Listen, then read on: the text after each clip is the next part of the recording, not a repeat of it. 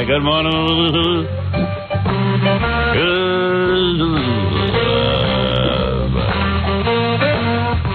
Oh, dear, lower that, thanks. Thank you.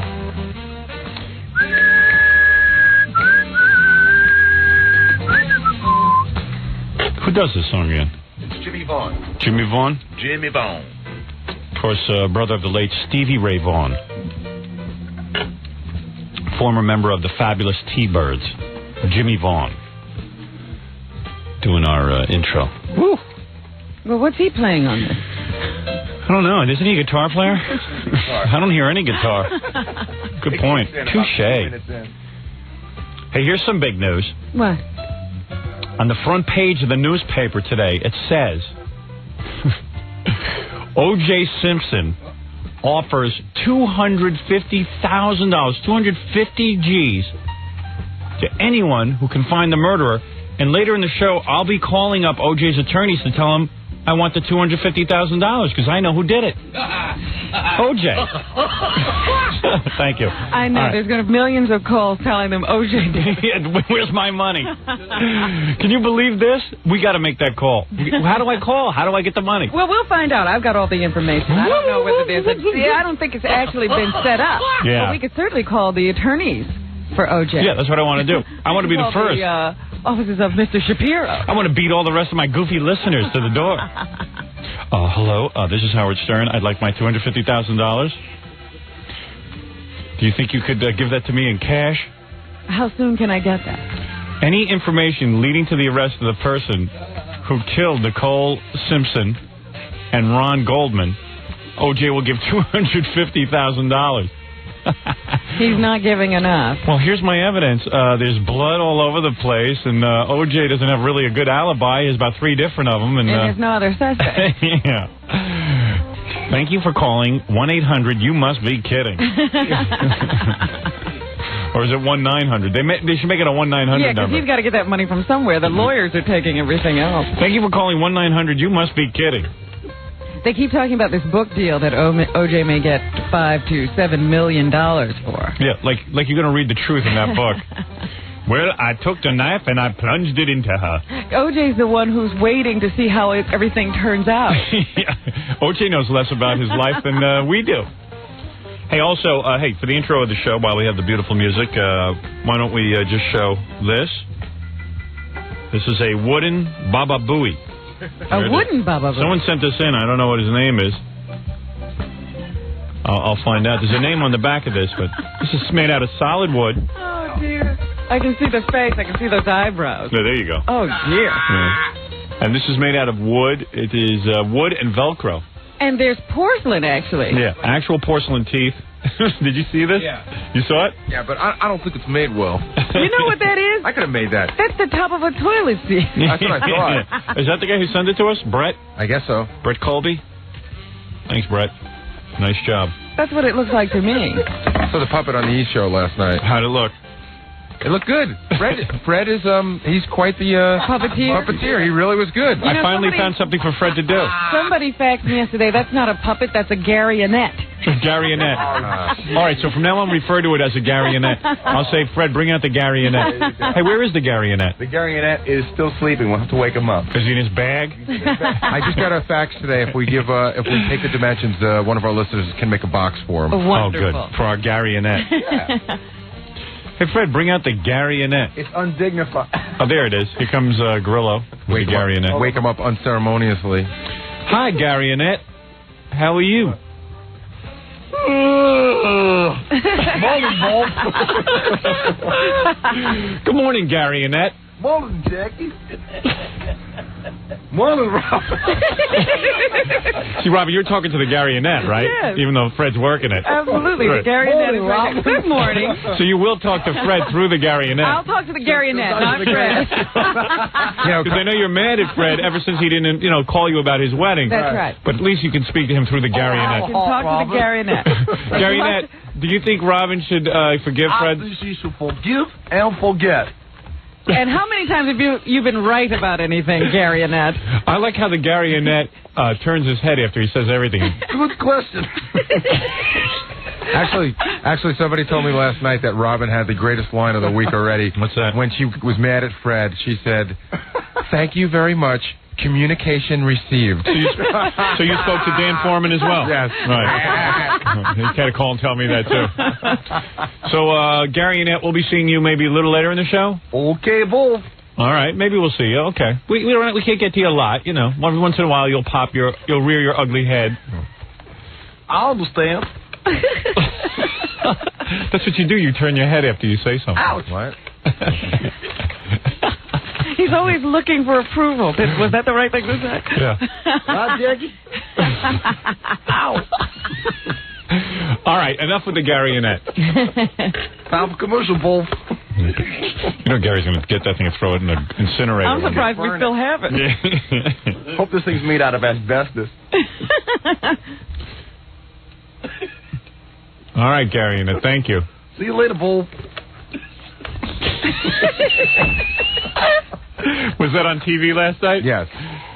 So that'll be on at 8 tonight? Yes. I gotta watch because I was asking Ralph if this looked good. Yeah. I haven't seen it yet myself. I don't get E. I don't get E in my house. Last night was a particularly good show. It was the puppet, and then the end of the show. Oh, and then it was the dog girl, Yeah. and then it was you fighting with Allison. Oh. Yeah. A good collection. A good I collection. was wondering if the fight made the show. Yeah, the fight made the show. How'd the fight go at home? You walk in and it's like nothing happened? No. Oh, that's not possible. No, we pick up. I wondered. I said, maybe they just blew that all off on the air and everything will be fine. No, I had another hour of how insensitive I am, what a crummy husband I am, how I've changed, and everything else. I had an hour of that, and then everything was fine.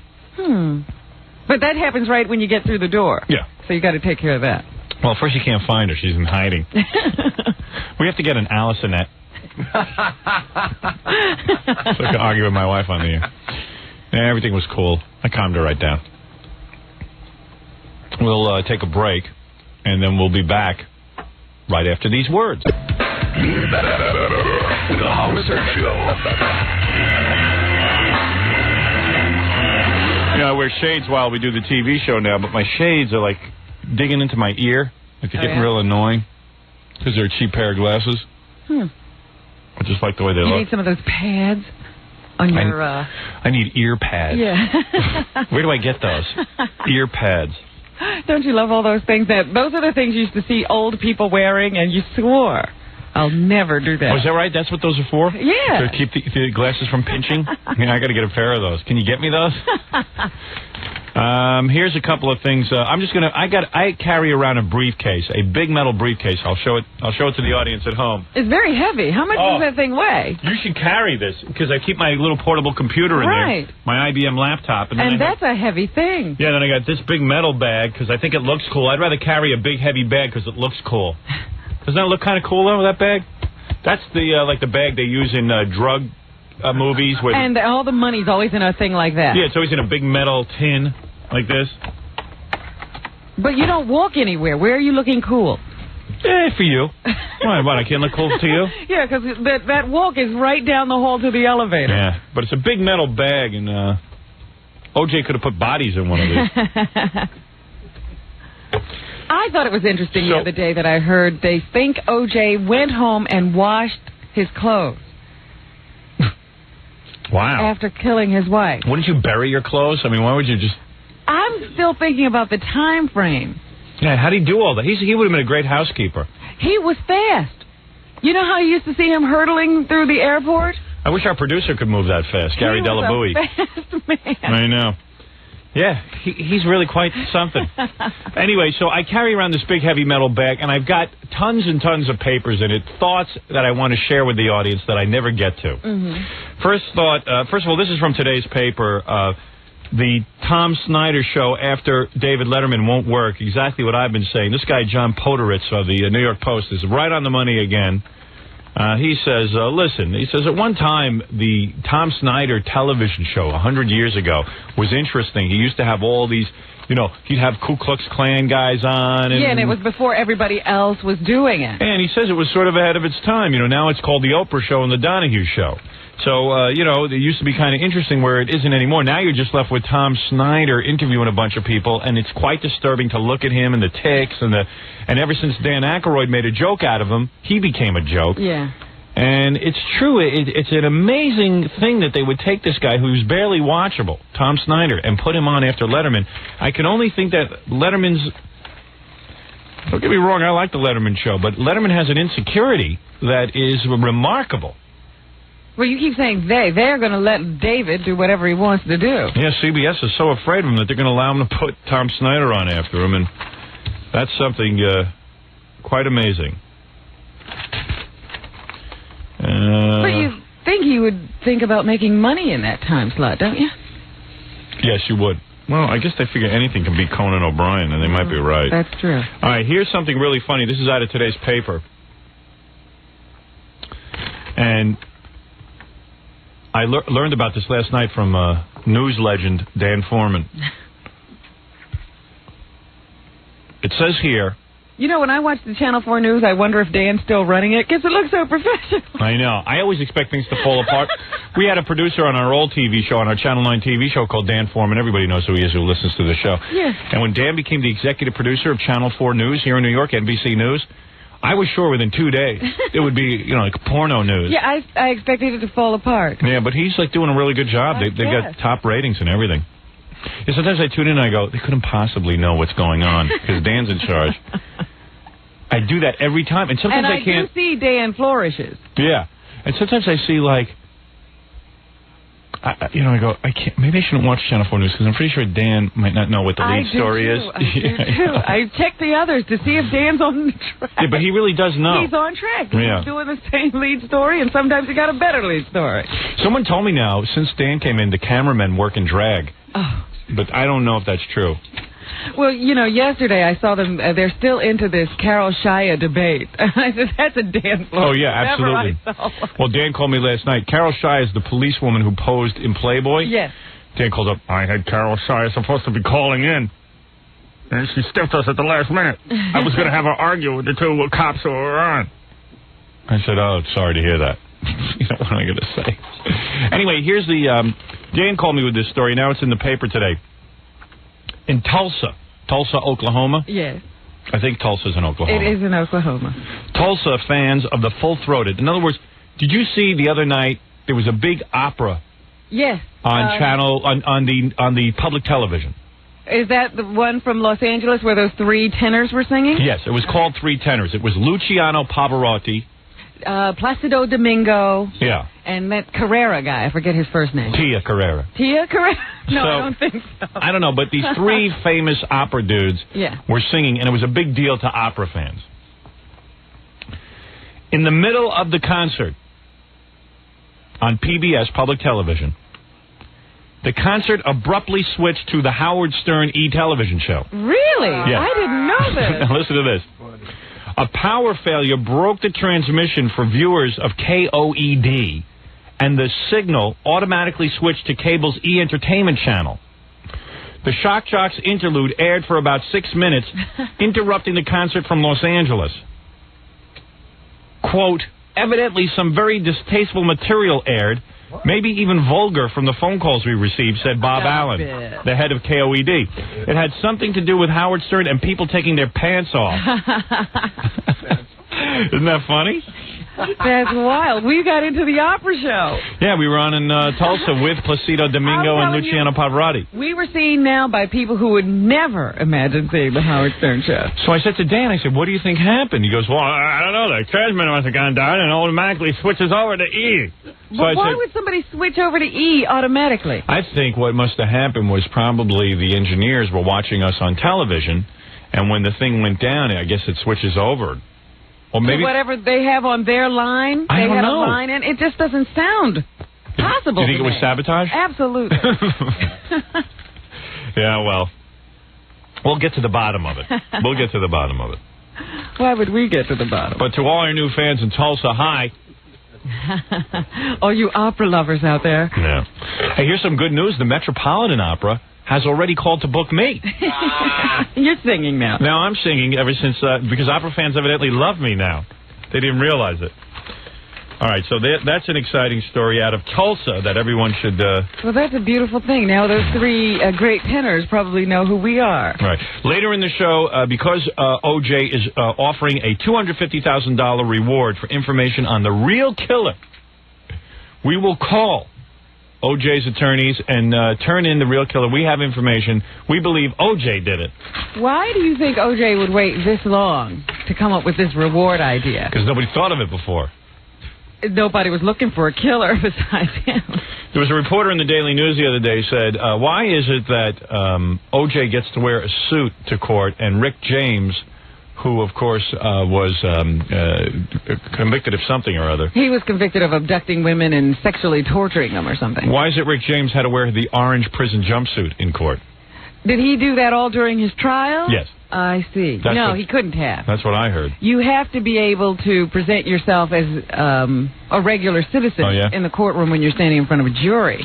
Hey, and how do you like how they're now saying the O.J. defense? They don't know what to say. How do you like how they're now saying, well, O.J. didn't do it. He was framed by a racist police officer. I got to tell you something. Why would this police officer pick O.J.? Yeah, right. He's as white as they come. But did he frame him after he saw the two bodies, or did he kill the people and then frame O.J.? What is the deal? Well, obviously, it's a pretty lame defense. But I got to tell you something. This is just what we need, more racial tension in Los Angeles. Well, you know what I thought was funny? I'm watching the news last night, and I see a bunch of poor black people going to meet the district attorney of Los Angeles to make sure O.J. gets a fair trial. Yeah. Yeah.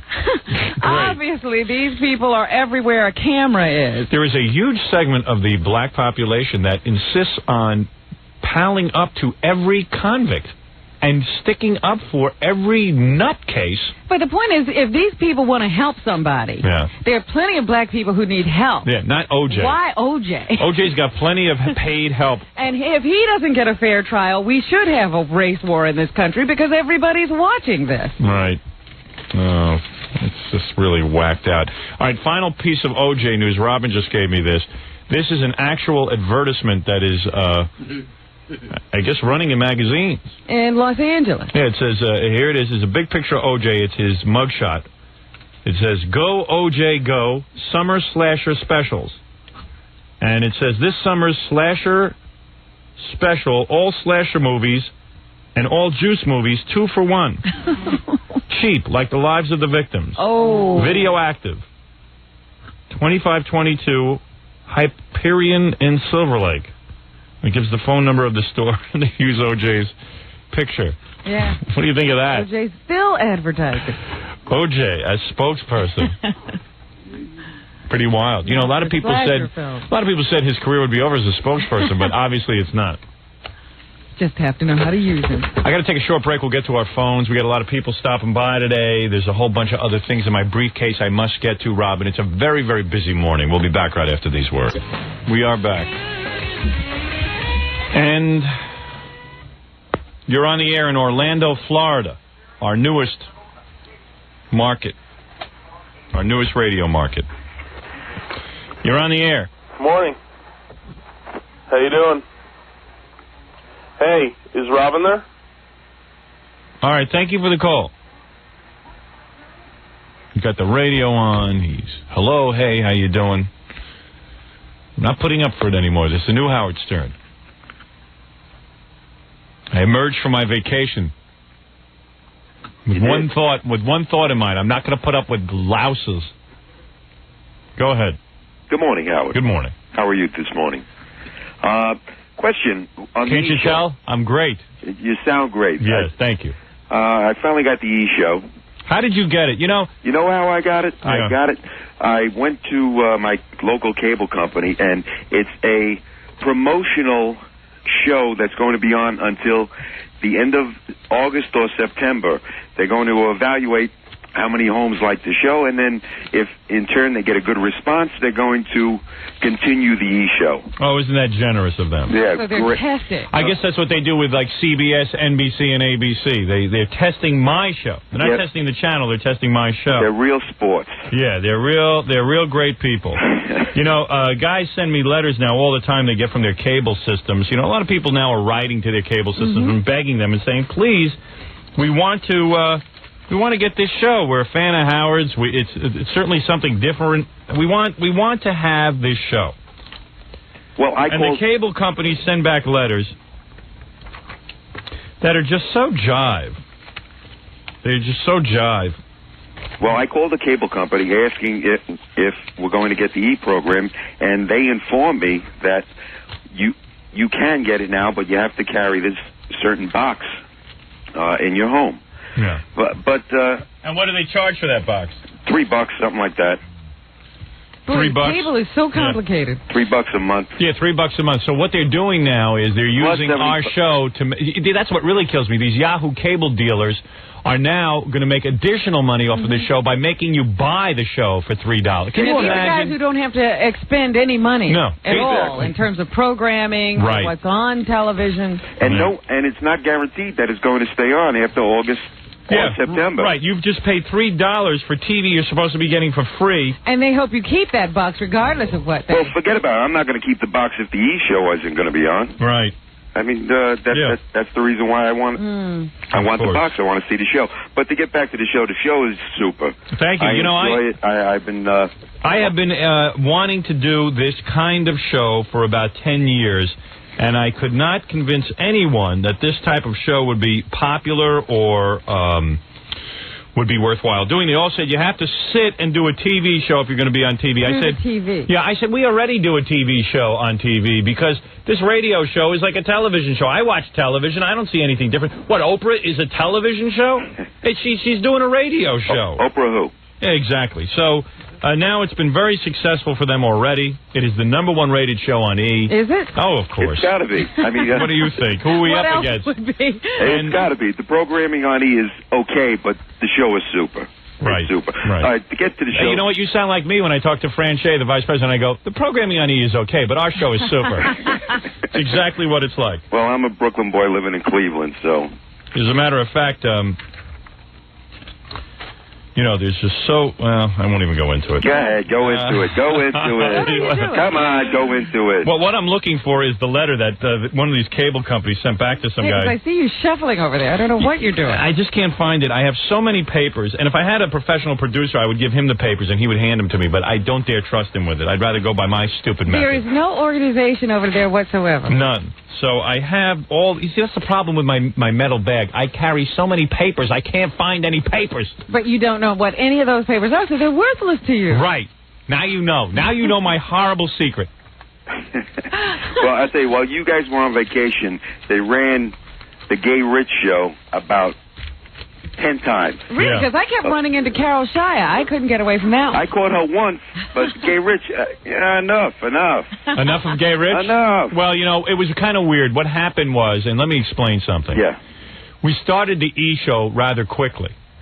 Within a week of taping our show, we went on vacation for 2 weeks. Right. So we left E! short on television shows. It wasn't planned that way. We thought we'd start after my vacation, but we wanted to get the show right on the air. Mm-hmm. Everyone was excited to do it. So, unfortunately, it never worked out that way. But now that we're doing the show every day, the radio show, you'll see brand new shows every night. For example, last night, you saw the girl who was in here taking her clothes off. That was a riot. Wasn't that great? Oh, I couldn't believe she took them off. And then the expression on your face, now they didn't show, naturally they didn't show the girl. Right. Was taking a dress down. Right. But the expression on your face was a riot. And you could tell, she has nothing on. I never saw that much hair on a girl in my life. Yeah, what was the most shocking thing to you? The hair or the...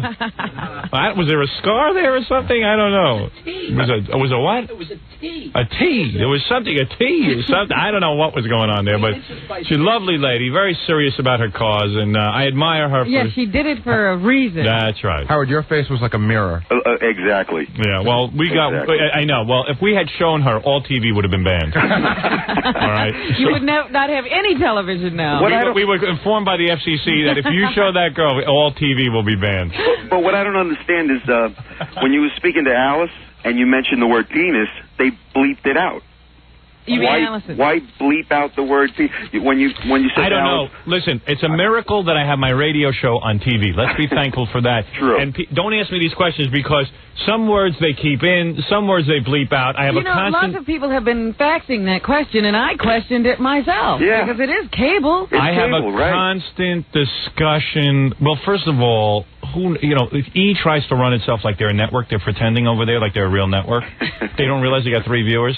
They are trying to run it like an E network. They go, we had to put this by network standards and practices. I go, hello? What network are you working for? I said, what network standards are by? Well, we have a whole department, network standards and practices, and blah, blah, blah. I go, darling, I hate to tell you. You don't need that. You can fire those people. Howard, they think they're a network. All right, God bless them. Look, we're all in favor of the E Network. They've given us a great little opportunity here to show you our television show. We're on in the rest of the country. The FCC doesn't want me on in the rest of the country. E has opened up a new territory. Good. 28 million homes they've opened up. Let's not knock them. Let's not knock them. Super. Oddly enough, I heard the owner of our company here speaking with somebody from E yesterday discussing this very situation. Yeah, he couldn't believe it either. He was just like, well, someone was saying, I forget. I don't even want to get into it. There are so many arguments you don't even know about. I'll tell you the big one going on now. See, I'm not supposed to bring this up, but screw it.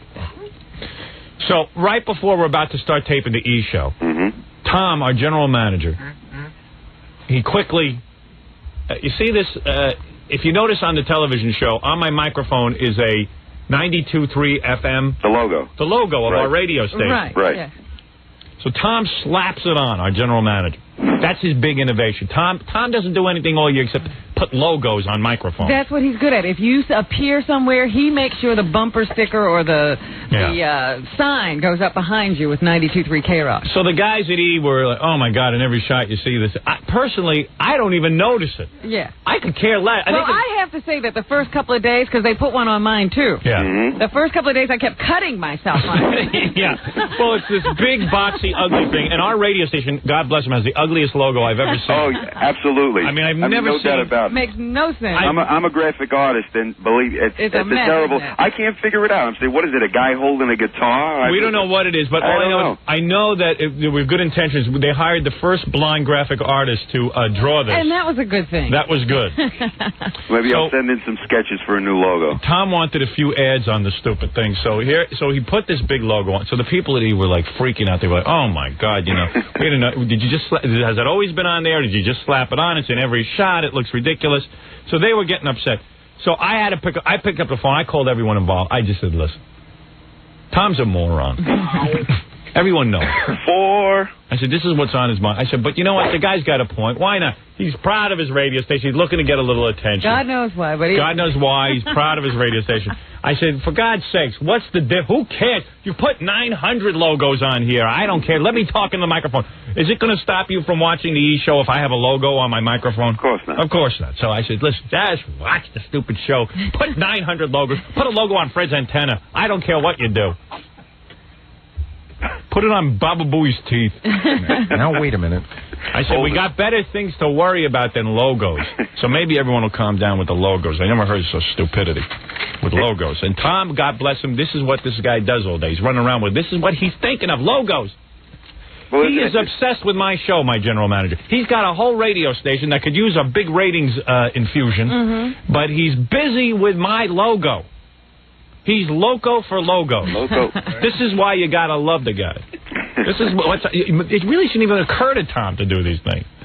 But this was his innovation. He added to the E! Show. He added to the E! Show. He innovated. Sure he did. Yeah, he innovated. In his own way, he tunes in every night and goes, look, logo. What?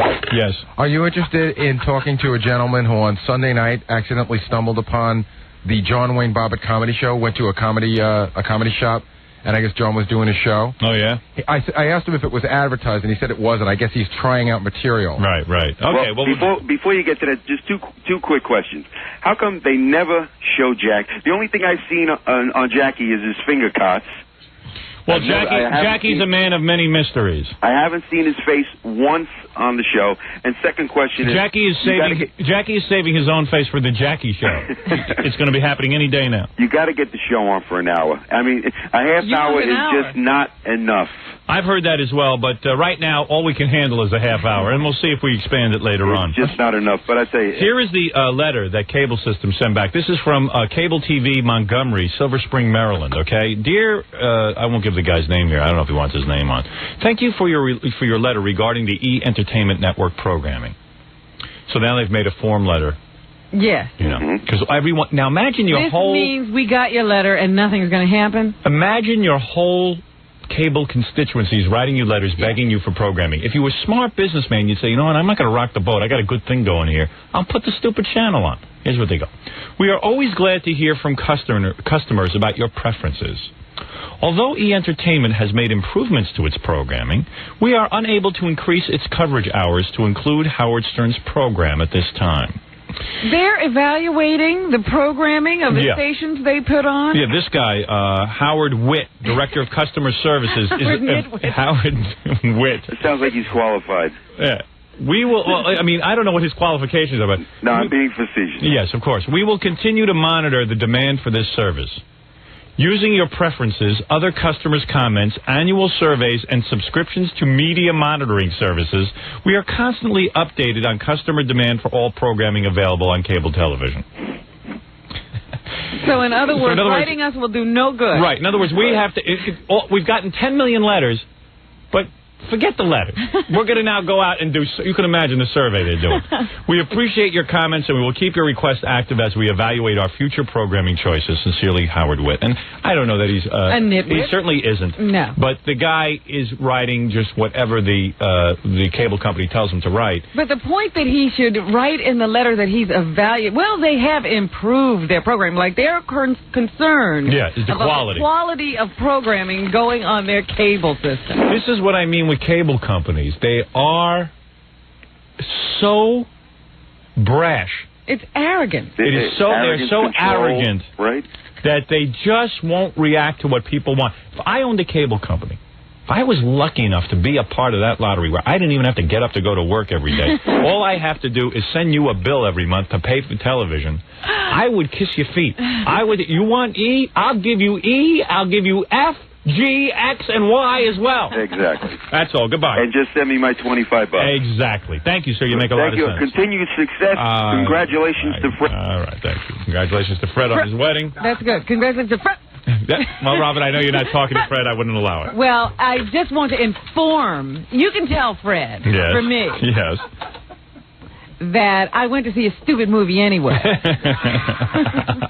Because I couldn't break a promise that I made. I care more about people than that. No, you're just waiting to give you a review. We'll do that later in the program. I got to take a short break here. We'll be back right after these words. What does this say? Exclusive vending pays for all additional machines and not the operator. Huh? That's how they start their commercial? Yeah, when is the last time your blood relative wrote you a $120,000 check? If you are for real, here is your chance. You invest less than $9,000 of your own money. How would you like to join with companies like Pepsi, Lipton, Ocean Spray, Tropicana, and Mars, Snickers, to operate your own exclusive vending machine route? You'll never again wonder where your next quarter is coming from because you'll be part of the $30 billion vending industry. That's $120 billion quarters per year. Call 800-25... This is new copy. That's why I'm reading it like this. 800-25... They give me a copy. I don't know what they're talking about. 800-255-5700. Right now, exclusive vending is looking for good people.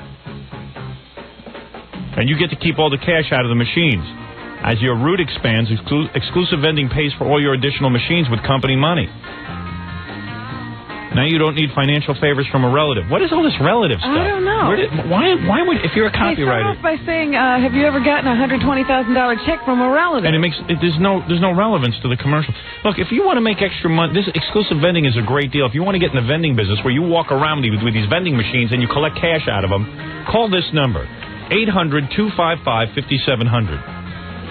It's a great business, and they do it all for you. They tell you how to stock them. They get you placement and all that other stuff. You got great products in your machines. They'll definitely be used. Yeah, and you collect cash. I mean, cash money out of these machines every week or twice a week, 3 times a week. I didn't know the vending industry was that big. It's huge. 800-255-5700. We're back with the Howard Stern Show.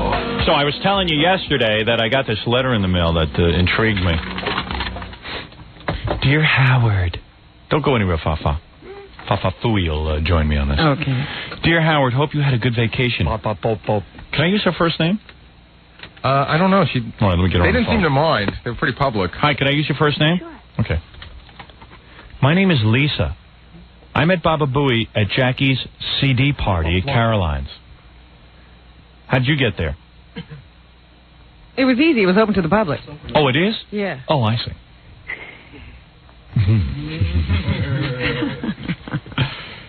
So you just showed up because you heard about it on the radio? Lisa? Bob wanted to go? Who's Bob, your husband? Yes. Very controlling. Is he your master? Yes. Are you a slave? Yes. No. I knew it because Gary said, like, he tells her everything to do. Really? Yeah. I am 5'6" tall and 115 pounds with long auburn hair and beautiful blue eyes. I am sure Gary remembers me. And you did remember me because you remember her because you told me she was the one standing in the corner with her husband and he had his hands down her pants the whole night. I also remember because they came right up to me and the guy grabbed me and said, "Hey, we want to come in so she could be naked for Howard." And she's hot? Oh, yes, very pretty. And what's with the husband? Is he sort of like a... Well, I told you, I called him the next day, or he called me the next day, and we sort of negotiated. He wanted to be in the studio, and I told him that was out of the question. He got really upset and hung up, and then he called back 10 minutes later and said, all right. Sounds like a tough negotiation. He gets all bummed out. I'm sure Gary remembers me. Anyway, I have a fantasy. Yes. I actually have two fantasies. Maybe you can make one of them come true. Who's just whispered? Bob. Is Bob controlling you now? Does he work you like a puppet? Does he have his hand Is up he his on the back? phone? Is he on the extension? No, he's behind me. Are you naked? Yes. And Bob is behind you? Is he doing stuff to you while you're on the phone? No. Oh, okay. So you're really good looking, huh? I'm cute. Is she really good looking? Yeah, and why are you talking funny? She was I was talking gonna more say, normal yesterday. We Yeah, just she's wanna really wake cute. up and talk Yeah, to are you her. putting a voice on? Like a sex voice? It's 7 o'clock in the morning. I just woke up. Because yesterday she was really perky. She's like, "Hi, Gary." I'm like, "Hi." I'm like, That's because it was 8:30 and I was working. Could you get closer to your phone? It's hard to hear you. You want me to switch phones? What kind of phone are you on? It's like a radio, an answering machine radio. Yeah, well, maybe. It's everything. What else does it do? Does it have a Swiss Army knife attached to it? Maybe. You can open cans with it. Is she putting on a sex voice, a low sex voice? I guess so, because she was, like I said, she was more alert yesterday. Well, as I said, it was 8:30. How old are you? 24. So what's your... Or if you're so hot. Was your husband got a lot of money? No, I just, I don't know. What happened? Is he a real good-looking guy, Gary?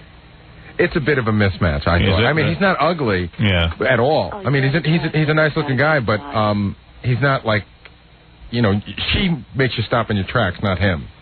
Right, is she good-looking enough to be a stripper? Oh, yeah, definitely. My breasts are very small. I wouldn't say that. Well, if Gary says I'll be the judge when you get down here. When can I come in? All right, well, let's see. Well, let me read to you her fantasy, All right? right. Anyway, here is my fantasy. I have two of them. Maybe you can make them come true. I have to ask her, did she write this letter? Yes, with the little, You got help. Yes, sir.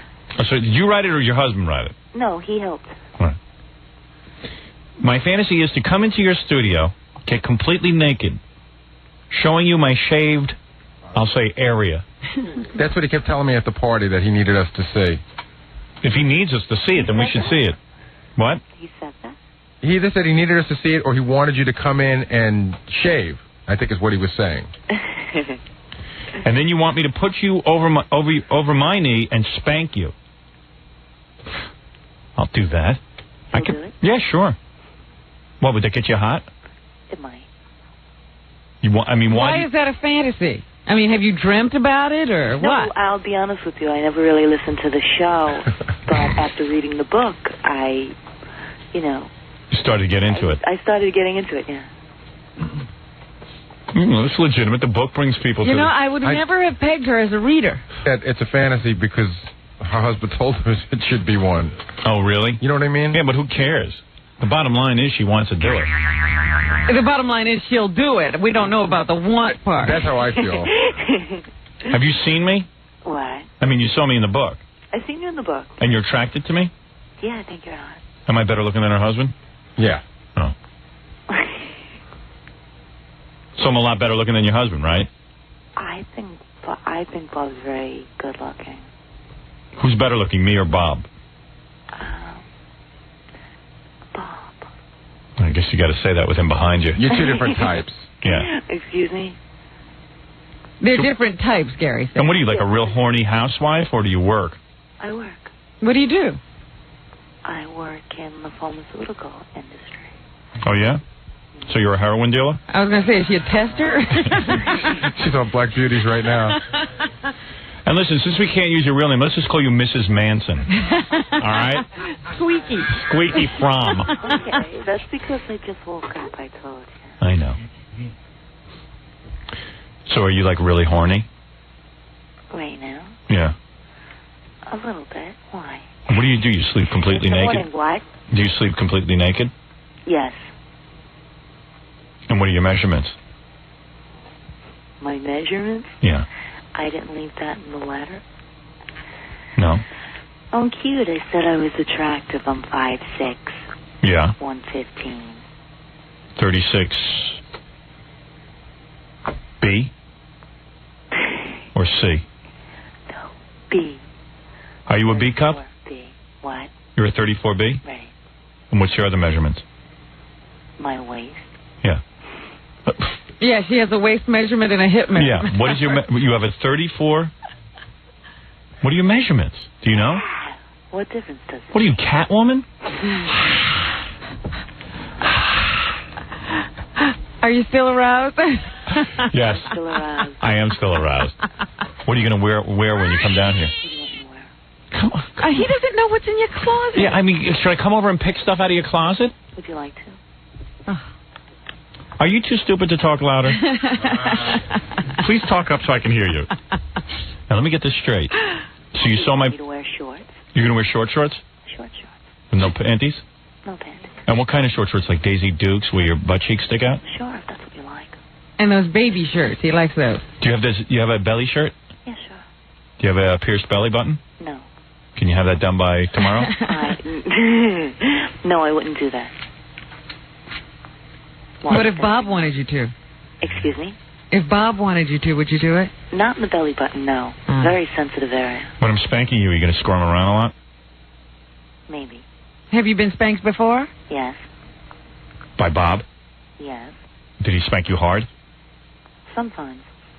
Because you're a bad girl, right? Sometimes. Because you need a spanking.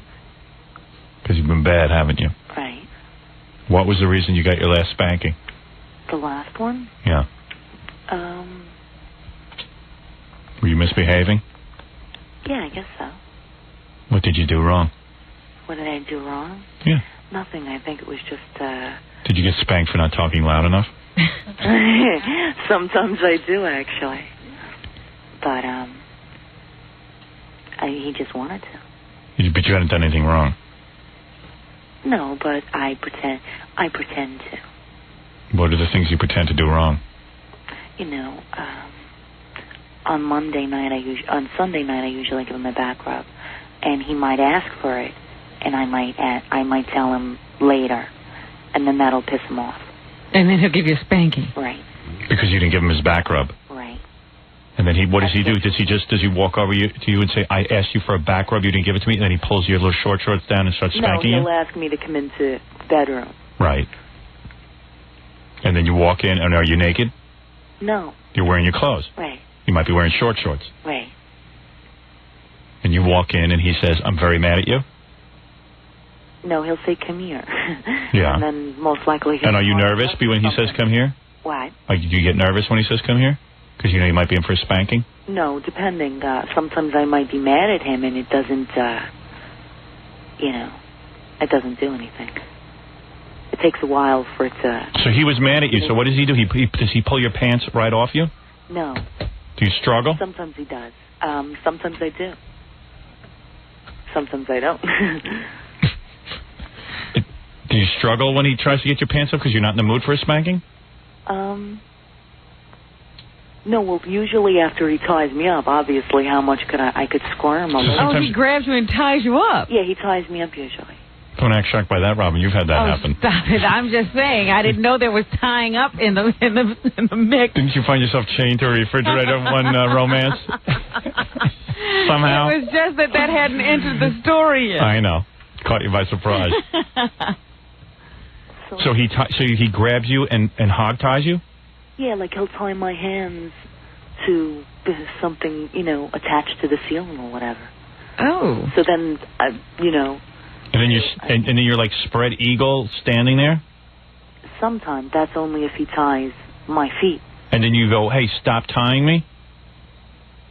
Well, sometimes he'll put something in my mouth so I can't say anything. Other times I'll say something like that. Don't tie me up. Don't tie me. But I'm a little bit more, by that time, I'm a little bit more, a lot of times he blindfolds me, so I don't know what he's doing. But this is like the best it's ever been for me. So you like that? Yeah, I like it a lot. You've had other guys, but nobody's like Bob, huh? Right. Bob on you. So you must have been horny at a really young age. Yeah.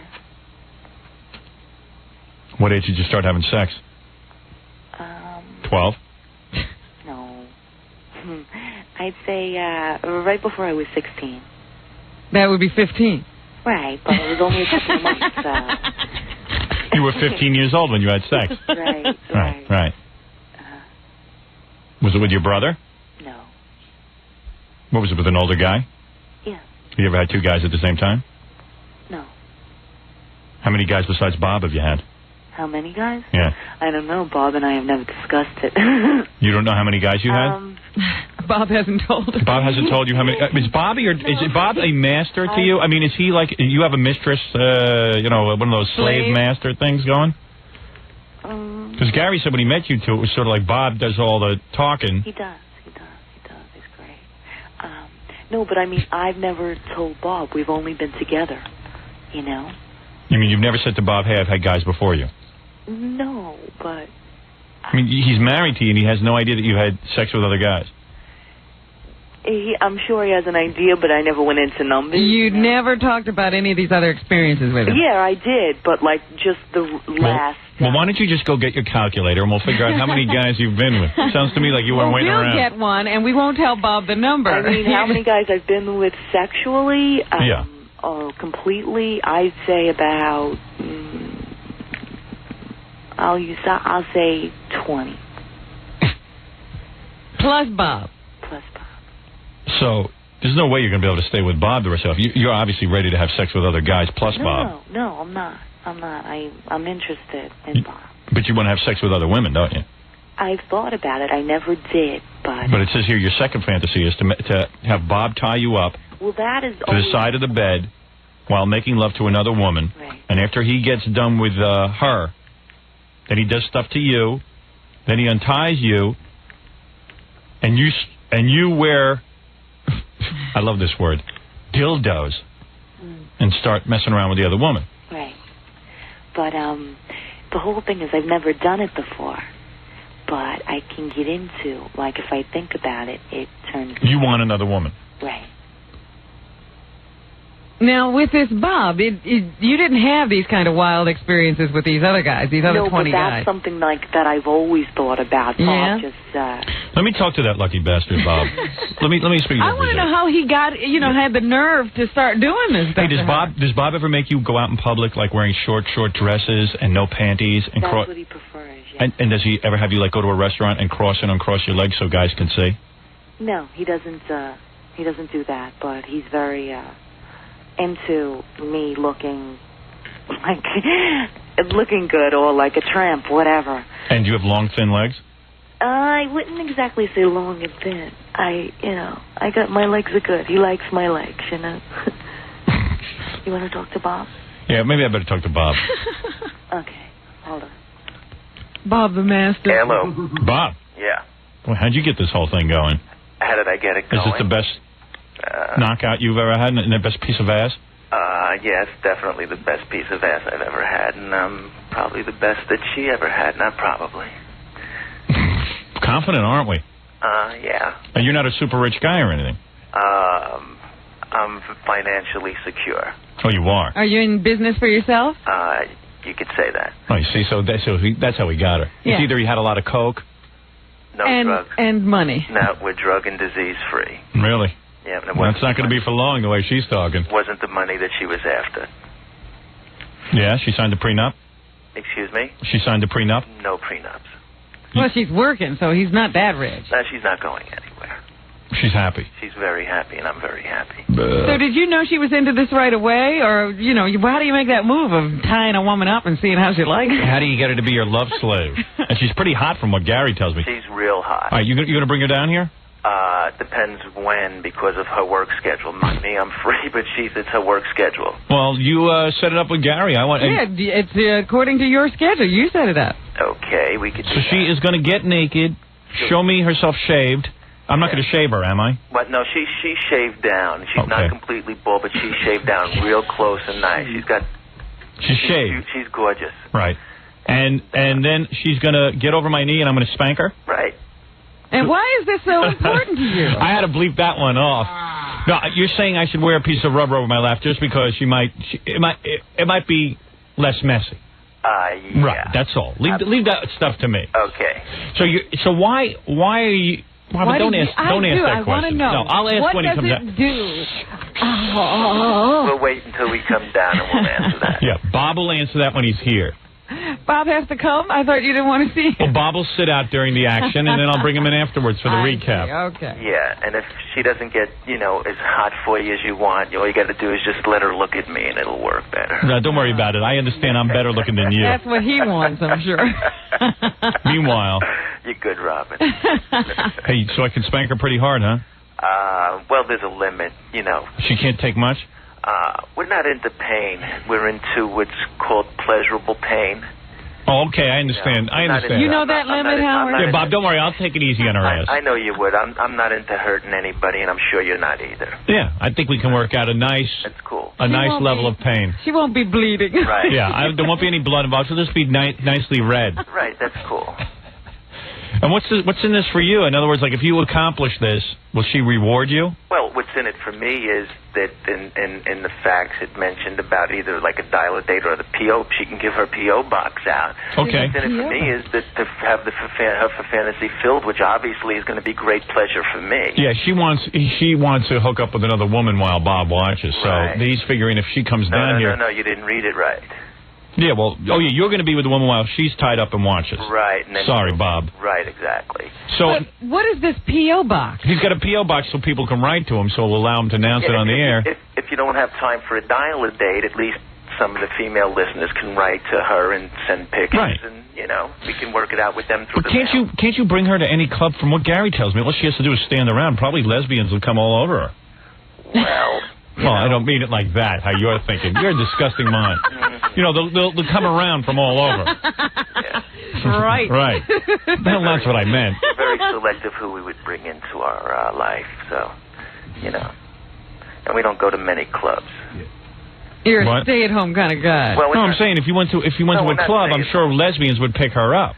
Yeah, well, this is true, but like I said, we don't go out to clubs. We do other things with our life. We have other things that we do. We don't stay at home. We're out all the time, away for weekends. We travel a lot.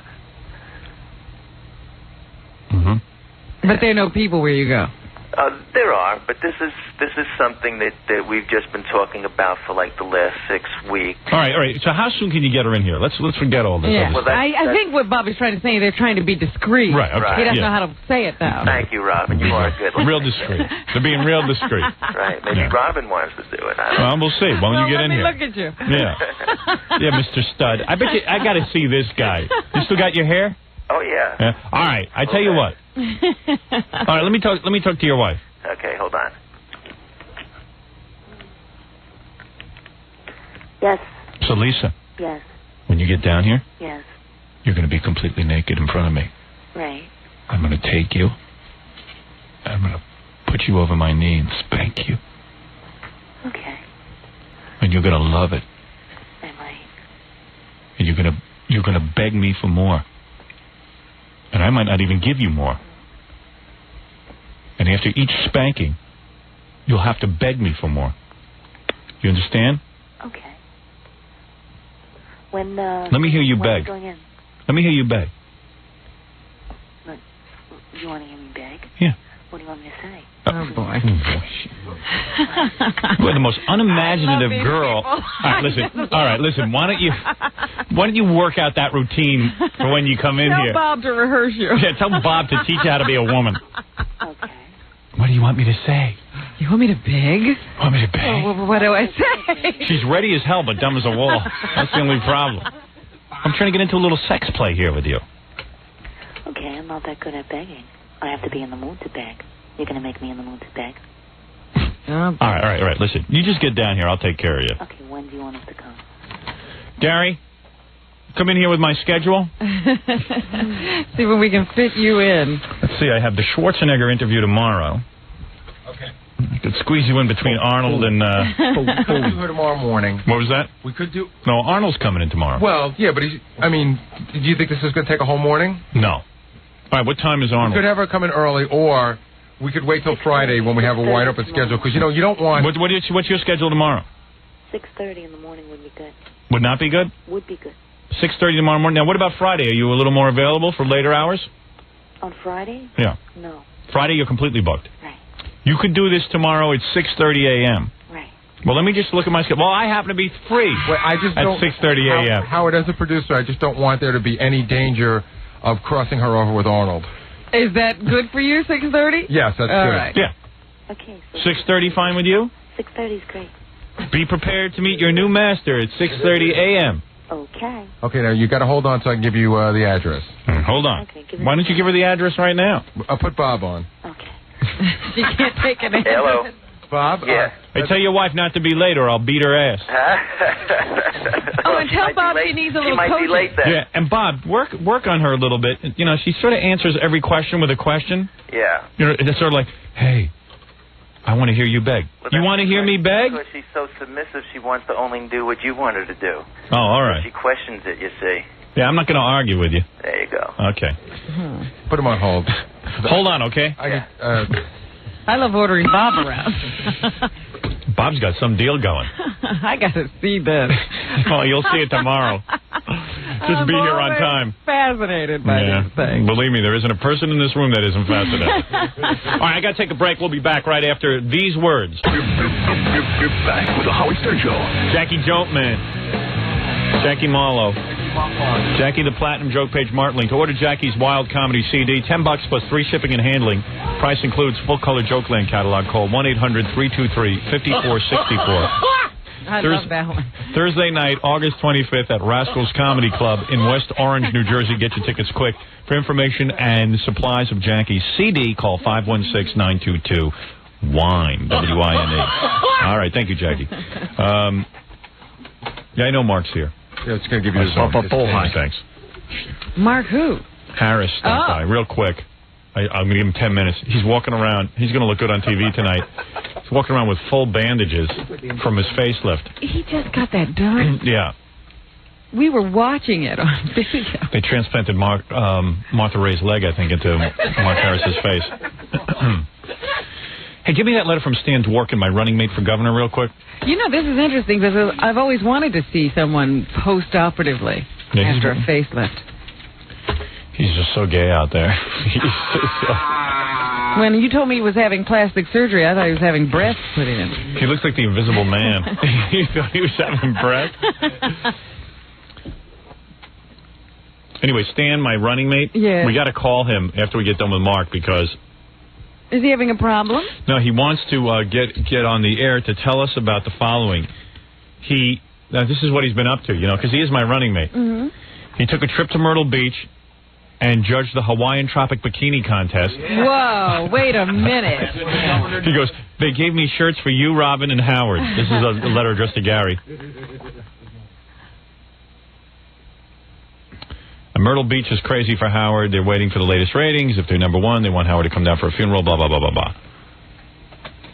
If you look at the bottom, he's been collecting signatures for the Libertarian Party because, you know, in Myrtle Beach? No, up in Penn Station, New York, and he got Richie Havens to sign. Oh, really? Good. He met Richie Havens at Penn Station. Richie still can't come on the show. Richie was playing there. And Stan also wanted to mention he's going to be at the 5K run, the K-Rock 5K run. See, Stan's doing... He's really campaigning. Yeah, well, Stan's out there campaigning. Himself. He's getting signatures himself. While I mellow out. Let your running mate do all the work. That's right. Yeah, well, he's the one who's going to be governor. He's got the most to gain. Right. Yeah, evidently they're out collecting signatures for my candidacy. They're in Brooklyn and Fulton Street Mall West. Tuesday, there was a guy out front of this building yesterday. Yeah, Tuesdays at 6:30 to 8:30, Sundays 12:30 to 4 p.m. Rochester, Liberty Pool. Thursday, July 21st, only 5:30 to 7:30 p.m. Well, look at all these different places. Suffolk, Long Island, Oak Beach Inn, Jones Beach Causeway, July 23rd and 30th only, 12 to 5 p.m. Thursdays. They got a whole itinerary. You know what they should be doing? Yeah. Is they should be at that Jones Beach toll. That's where. You should collect signatures right outside the Long Island Expressway. You'll be done. In rush hour when people are sitting there in traffic that they don't have to be sitting in. Matter of fact, you know, my big problem now is, yes, I'm running, but I've got to get over this court case. I have filed a lawsuit against New York State saying I don't want to Well, what I'm wondering... give financial disclosure. We were talking to your political lawyer yesterday. Yeah. And I should have asked Mr. Miller... Yeah.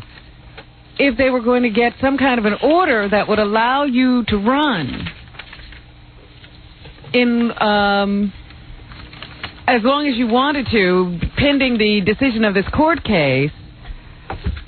as long as it was unsettled by the time of election, so that they could keep it out of the court. I don't know. I don't even know. I don't know what's going on with it. But if I can't, I'm not going to disclose my finances to anybody because I am not that kind of candidate. I'm running for governor without a campaign committee. It doesn't apply to me.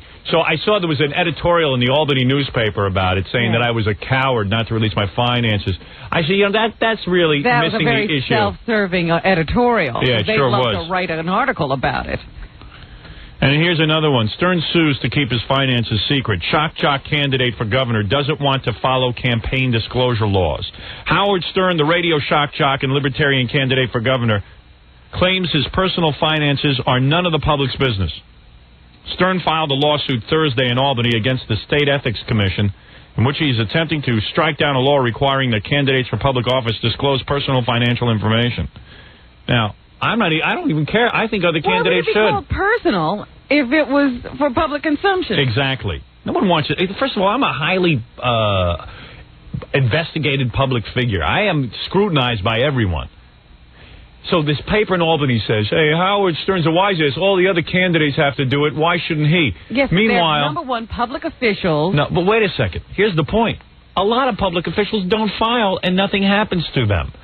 There's a law in the books that says you go to jail for a year. Now, I don't want to go for jail for a year. No one has ever been prosecuted for not filing these papers. Mm-hmm. Lots of politicians don't file them. But I know if I don't file them, they'll make an example out of me and put me in jail for a year. Do you have a list of the people who have run and have not filed? No, but I could get that for you very easily. I would like, because you need everything, Howard. We need to constantly remind people. Because you can say that and they'll say, oh, yeah, but Howard really is just saying that. Yeah. You need names. And there's a difference between me and other politicians.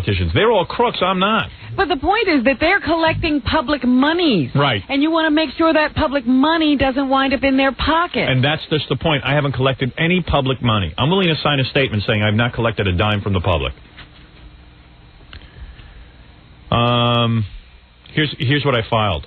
Quote, while this requirement is intrusive and onerous to every citizen, it is especially invasive to someone like me. I had to read this article because I had no idea what I filed. The lawyer writes all this for you. You never even saw it. Well, I told him over the phone what I felt. Yeah, and you said it in just this way. Yeah, I said, onerous. I said, this is intrusive and onerous.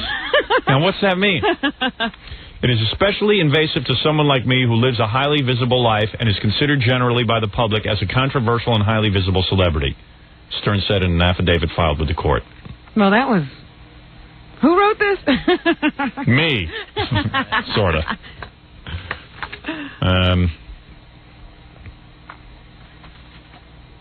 Stern contends that imposing the reporting requirement on people like himself who are not yet public officials violates the state and federal constitution and could chill free speech. I have a whole thing going. So I got this whole big lawsuit going. But what I'm wondering is if you can't just get on the ballot and run pending the decision in this court case without filing anything. No, I don't know. I don't know the answer to that question. And quite frankly, I'm too busy to ask my lawyer. Where's Mr. Bob?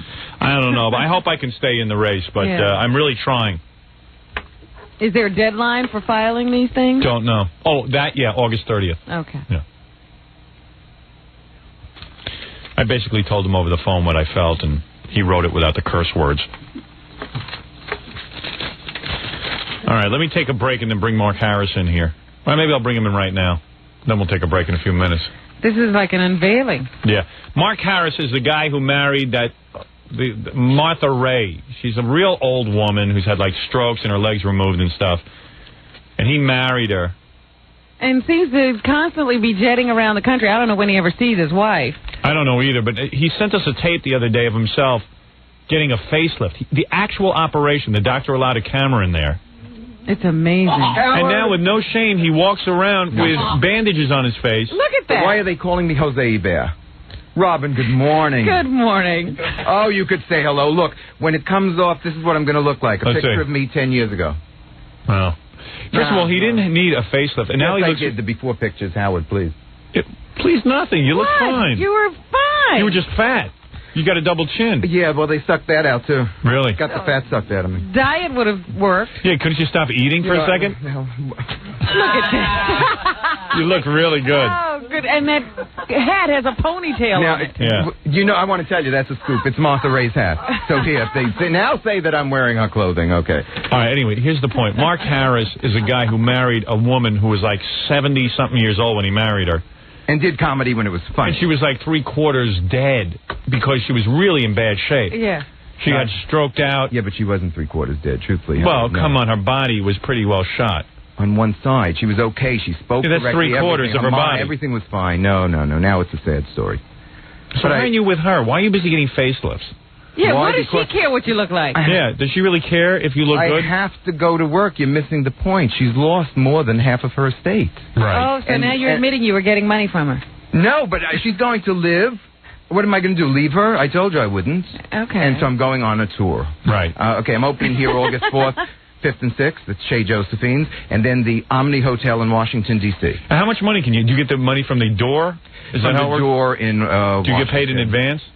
No. No, so you'll be at Chez Josephine. Chez Joseph. Does that sound... You wouldn't know who Josephine Baker was. Only a gay guy would play Chez It's a Josephine. straight play. No, I don't say... I don't say... Okay. I know it's straight, but only a gay guy would play something called Chez Josephine. Guy, right. Well, that's gay guys find that's places. where he went. He just was drawn there. Yeah. Oh, it's a great place. I'm playing Chez Josephine. You too, huh? So anyway, he's touring and he's got bandages on from his looks facelift. like a war victim. Yeah. Well, I'm married to Martha Ray. You know, she nursed the wounded, but I did my rehearsal for her the other day, and it brought a smile to her face, and that's worth it all. Okay, so he went out and got a facelift, which he didn't need.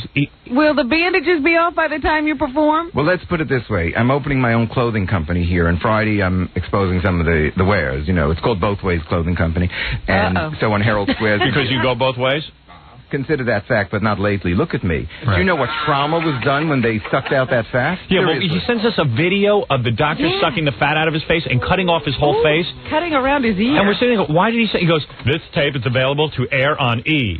Yes, sell it. All right, maybe we'll show it on the E show tonight, his operation. They've already taken it. Yeah, good. Howard, here's Mark's song that was commissioned by the Republican Party. Yeah, now what is this? Now, first of all, so let me just for those of you who are tuning in for the first time on Mark Harris. Yes, inform them. He marries Martha Ray, who like a long time ago was a movie star. And a television comedian. And a television comedian. And radio. She did and radio and Broadway. And Mark, like a lot of gay men. Gay men, okay. Bisexual. I could care. All right. Calm down. Mark, like a lot of gay guys. I lost my guys. pianist. He's at another terminal someplace. You lost your pianist? Pianist. He's at another terminal. Anyway, I don't know what he's talking about. Doesn't matter. I brought the tracks. About? I brought the tracks. Don't worry. Okay. Smell them out.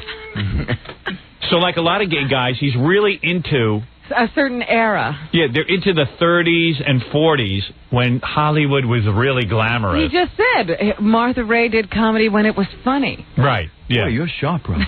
Yeah, gay guys all think life was better in the 30s and 40s. Meanwhile, every one of them was in the closet. And they couldn't come out. Right. Well, I'm claustrophobic, so we got a problem with that. If you had said you were bisexual in the 30s and 40s, you would have been finished. Right.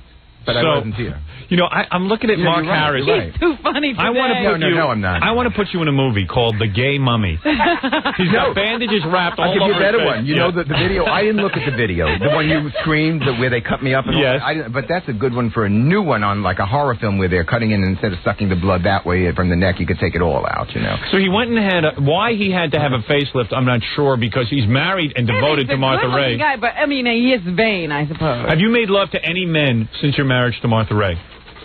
When you say made love, that kind of Have you had romance. sex? Have you had sex with any men? You could kind of call it mutual masturbation. All right, you've said that 5 times already. Disgusting, right? Can you say, please, This conversation. please, Yeah, please. really, it's terrible. A little order in the court. Order in the court. The conversation's becoming a You look death call. ridiculous with that. What? He looks like a nun. Yeah. None of this and none of that.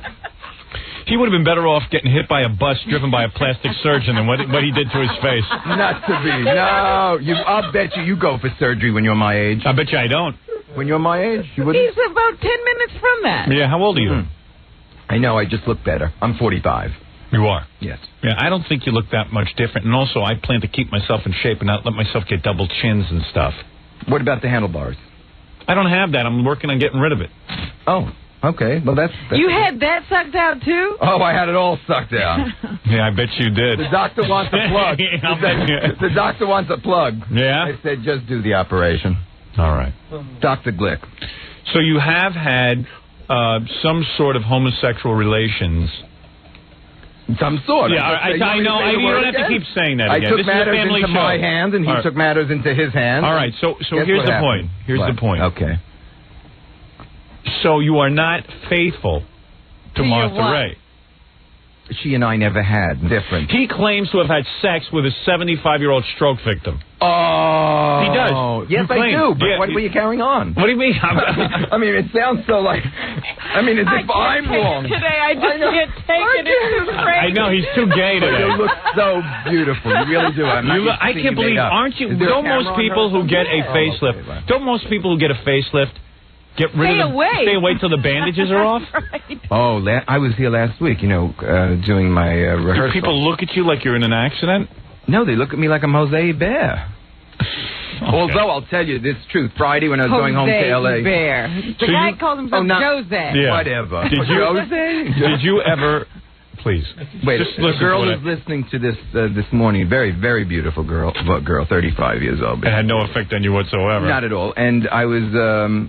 leaving the apartment on the Upper East Side of Jean-Claude, who owns Chez Josephine Baker, and nothing happened other than conversation. So let's get that up front. And it stops on the 7th floor, and she comes...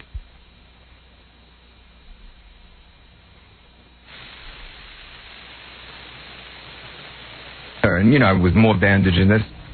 I said, not Mr. Martha Raye? She says, oh, no, I listen to you on Howard Stern every time you're there. Okay, very good story. Very funny. Very funny story. It was funny because I couldn't believe she knew me. You know, I feel so bad for this Martha Raye. The deader she gets, the gayer he gets.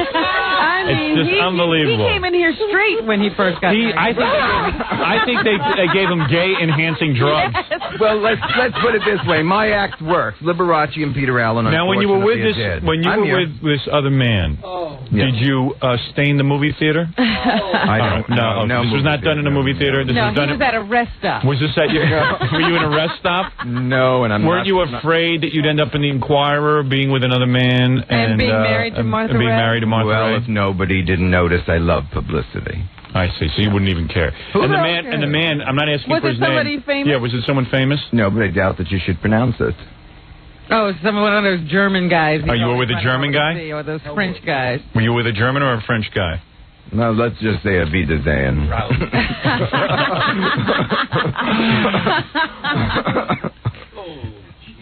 So you satisfied your gay tooth. You know how some people have a split tooth? It's a gay tooth. Yes. Yeah.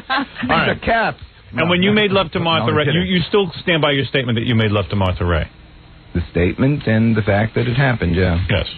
Yeah. And you're saying you went all the way? Yes. Yes. And I did all the surgery. Was that the last sex that she had with you? Well, I'm going to have to ask the nurse. They chart everything. Really? Yeah. So the last man that Martha Raye will have on this planet. I don't know. I'm the one flying all over the world. I could get killed. And you were fully, you satisfied her completely? Yes. And you were aroused? Yes. Oh, you know he was. I didn't have... By a 75-year-old stroke victim. I didn't have Ray. No, penile not a surgery. I had 75-year-old face stroke surgery. victim. I'm sorry, Robin, I can't hear you over his. It was not a 75-year-old stroke victim to Mark. Right. That You got was that Martha right. Ray. He was having sex with Hollywood That's right. history. That's She right. is smart. Look at her. All right. You are smart. All right, now you claim, let me take a break, because now you are You here need to a break. claim, Yes. you are claiming that the Republican Party contacted you. I am endorsing you. I am No, a no, no, Republican. I don't listen. You don't want to hear that. Okay, whatever. You're claiming the Republican Party called Which you on the Republican phone. Party? A representative of the Long Island chapter, when he heard this song the way I did it for Stern, he said, do me a favor, would you send me a tape, which I did Monday, FedEx. You are against President Clinton. You know that. Why are you against him? He gave Martha Ray the medal. He gave her a Medal of Honor. Let's not even go into that. What he gave Gotta her? lose a leg to get it? Come on, what did he give? He gave Senator Fulbright the Medal of Freedom before her, months before her, and he promised that she would get So it. that is why you're against out of all the important because issues the in the country's world. going down the dumps. Why do you say that? Give me evidence that the country is going down the dumps. Mark looks at his life. No, not my life. You know who kills me? I got to say something serious for a second. You know who kills me? This Jerry Falwell. Yes. Oh, disgusting, yeah. This Jerry Falwell. Well, you agree with him, Mark. I see him on TV every You know minute that's not knocking true. President Clinton, right? Every minute. This guy's supposed to be a religious guy, a preacher. Says nothing about Jesus. No, the second Clinton got in office, this guy takes to the airwaves immediately. There's no respect for the presidency, regardless of whether the guy's a Republican or Democrat. Right away, he's calling him Slick Willie. They're, both of him and that Limbaugh. They're No calling respect for the office. no respect for the office. Now listen to this. You got to hear this one. And within 2 seconds, this Jerry Falwell is selling tapes. I got the inside scoop on Whitewater. I got the inside scoop on President Clinton having sex with a girl. You know, the supposed what was it? Paula Jones, sexual harassment. Yeah. What sexual harassment? He didn't even have sex with this woman, mind you. And She's she claiming didn't work for him. Yeah, she came up to a room after he said you're a knockout, and he asked her if she wanted to have sex, and she said no, and she left. That's her lawsuit. I got to see this lawsuit. So this Falwell is supposed to be a religious guy, is now running around with tapes. This is what his big problem is. When George Bush was in office and his son was involved with an SNL scandal, I didn't see Jerry Falwell with one friggin' tape. That would have made a good tape. Where was Jerry Falwell's tape then? I never saw anything like Jerry it. could care less about old people spending their last dime and losing it. Right. Sit and get tapes from Jerry Falwell. Why didn't he talk about God, that freak? Speaking of freaks, Mark, let me ask you something. I don't like Jerry Falwell. All right. Let me Is that what ask you you're something. talking about? The Republican Party contacted you to write a song about President Clinton? They heard the song I wrote for you. Yes. Okay. This one. Not this one. No. Another one. But go with this one. Okay. Oh, no, this is the president. Dear He got the wrong one. President Clinton, He has the wrong one. I did write this song for you. You're going to roll. Thank That's you the wrong on song. behalf The right of lyric. Martha Ray. I know we had our problems. I really don't know why.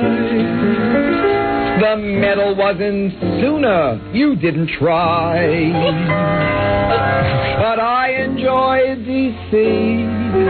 And that's a very special memory. Stop it for a second. Let me ask you something. You listen. You cut off the EE. Give him the EE. Memory. Go ahead, plug it. Thank you, Robin. Thank you, Robin. Let's show. You are our leader. And yes, you have some powers, but no more Jennifer Flowers. All right, turn this over a second. Listen, you listen to this and you feel that this is good. Yes, I feel it's good. You do. Where would you rate yourself as a singer and Are you performer? a Whitney Houston? No, I'm the beautiful Mark Russell. No, really. No, where are you? No. Where are you on a scale of 1 to 10? Are you a 5? Are you an 8? Are you a 9? What are you? Should be honest. I don't take my singing seriously, and You you don't? shouldn't either. Oh, you don't? No. No, he's saying he's a comedian. No, I'm not. Well, you Martha said Ray Mark is a- Russell. Yeah, okay. You call him a comedian? What do you call him? He's just telling the truth, too. Let me ask you something. Is it possible to get throat surgery next? All right, listen. Let's I take love a break. the way he grinds out a song. You are Yeah, well, you have to see it visually as you're coming to my show, right, Robin? Yes, I know. am. I'll front be seat there. seat. I will be there. I'm writing this song to say. That's not me. You see, it's the wrong words, too. Look at that guy.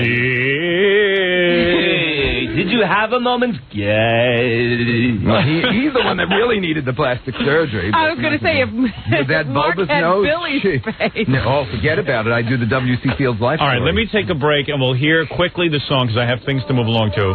Yes. We'll take a break. Go for it. And now we'll listen to Miss Jones.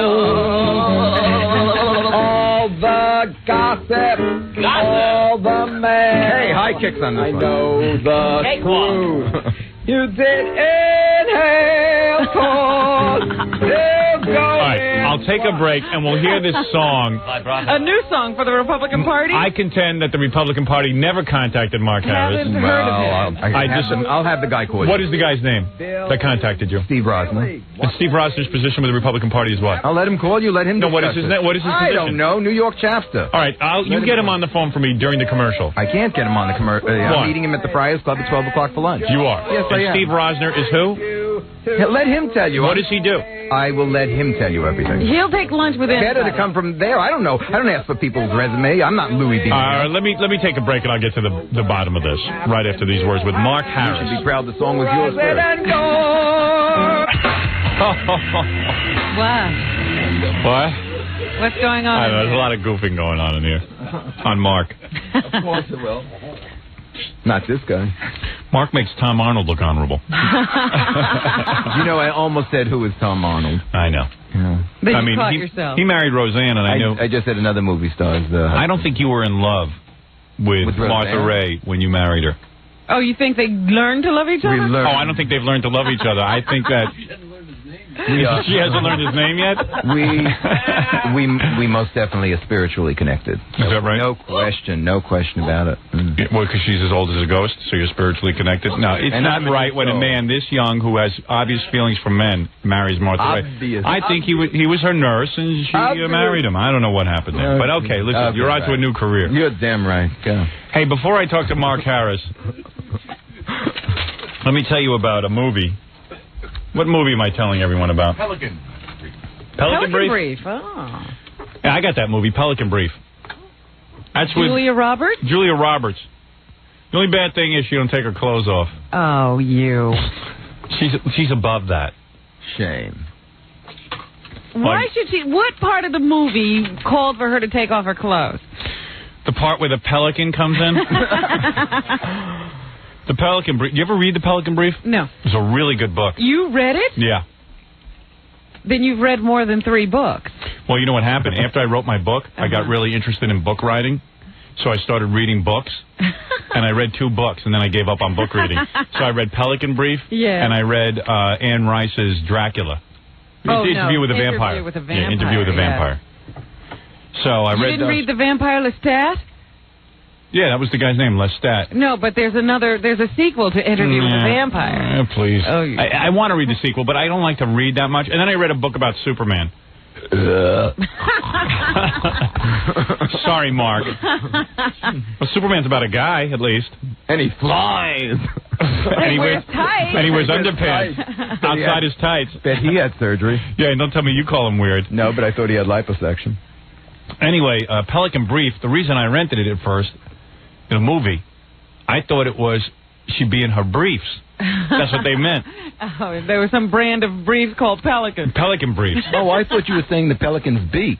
No, Pelican Brief. Oh, I didn't get it. I didn't. Okay, go ahead. He's not in this century. No, I can't hear all that much, because it's over my ears. I'm thinking of casting Mark Harris in a movie called The Vampire, where he sucks the bank account out of Martha Ray. Oh, I thought it was going to be a vampire that sucks both ways. No. Well, you do that too. Anyway, The Pelican Brief is on pay-per-view all week long.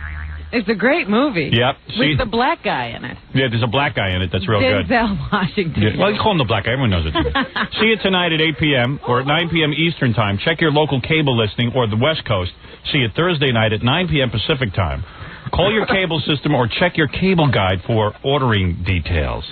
I thought it was odd in that movie that she didn't kiss Denzel Washington. You know, if they had been a white guy, they'd have had a love affair. Oh, of course. Yeah, it's very racist. That's true. Very racist. Why are we laughing? We're laughing at you. You're sitting there with bandages on your face from a facelift. Yeah, you should see what we're looking at. You made love to a 75-year-old stroke victim. That's not Come on. funny. That's not All funny. right, I've got another question. You asked him about the guys. Have you made love to any women since you've been married? I could to answer Martha that. Ray? No.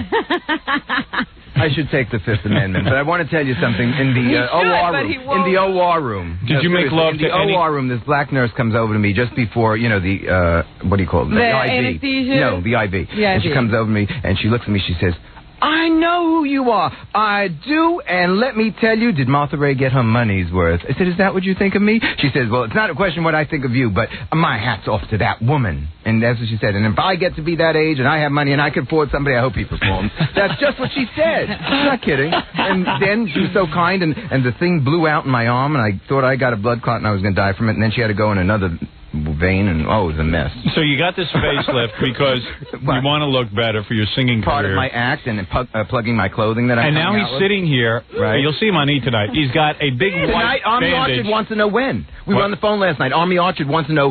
He was so excited. Oh, Army Orchard is your friend? Yeah, he always was. He says, "When could you find out?" How when? did you become friends with Army Orchard, the famous columnist? Well, I didn't meet him on a long red carpet. And you hang out at his house? No, I don't hang out at his You know him house. through Martha Ray? I see him around, whether it's the Friars Club or wherever. Yeah, You're at the Friars Club. Army, I did. Are you supposed to be walking around after a facelift? Doctor's very angry. Matter of fact, the doctor is up listening to this show where it must be 5 o'clock in the morning. But yeah, sure, he's up. He is. And I said, "Howard may keep you." Did he tell you not to speak? Yes.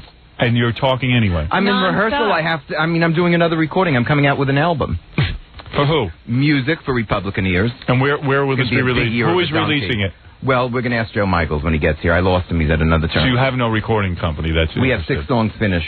Yeah, but you have no studio that is. Well, I asked Neil Sedaka. He didn't get back to me yet. You know, I know Neil many years. You know what he looks like? A gay spaceman. Gay. With the gay, yes, Yep, gay. gay. Let's have a gay Gay, president now. Mark. What? You do look gay. You look so I gay. am beautiful. You mean that's what this did? Huh? All right. Anyway, let me just do this quickly because people can't take too much of Mark Harris. You'd be surprised.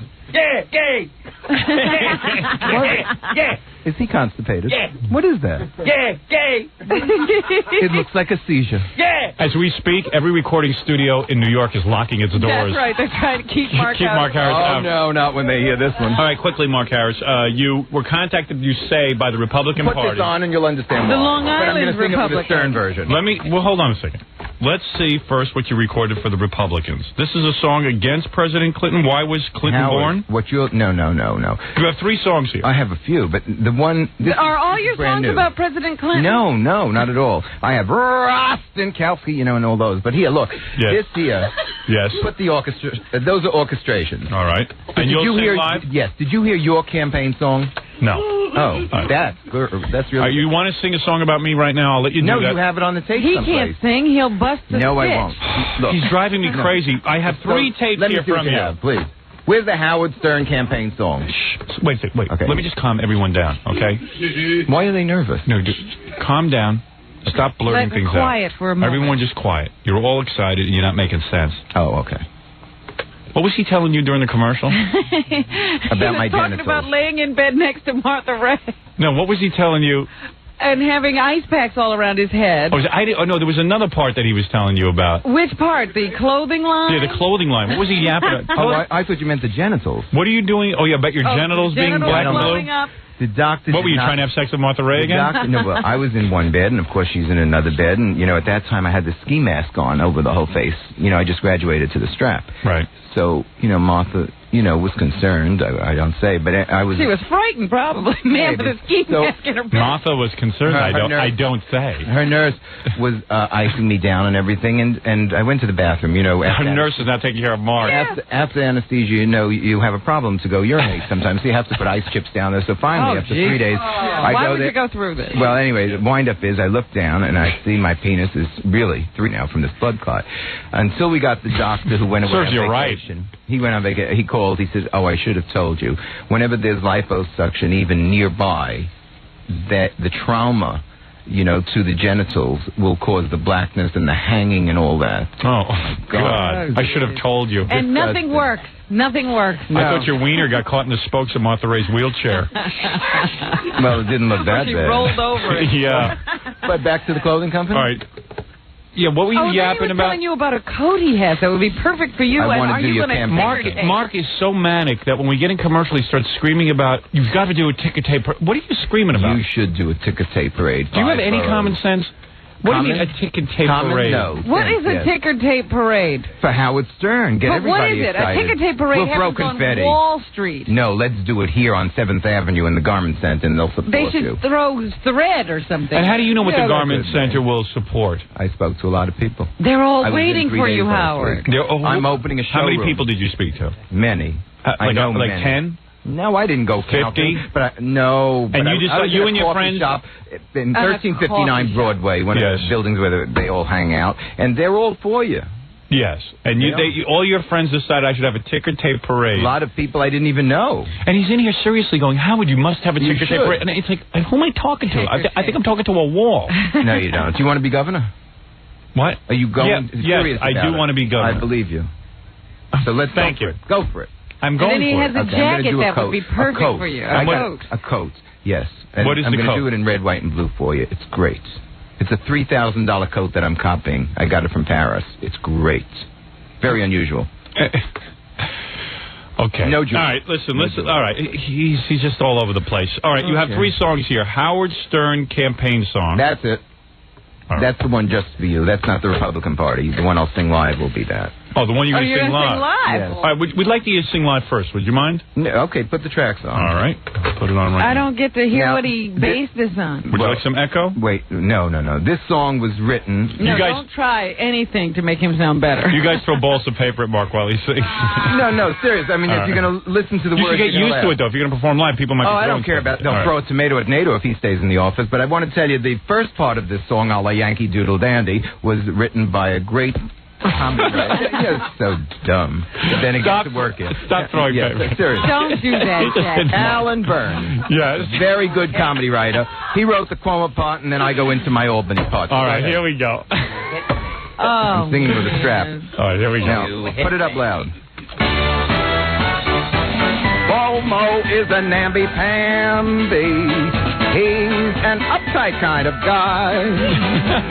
It's good New York and its economy. Now he is coming after me and you too. Let us yank it for him, sweetheart.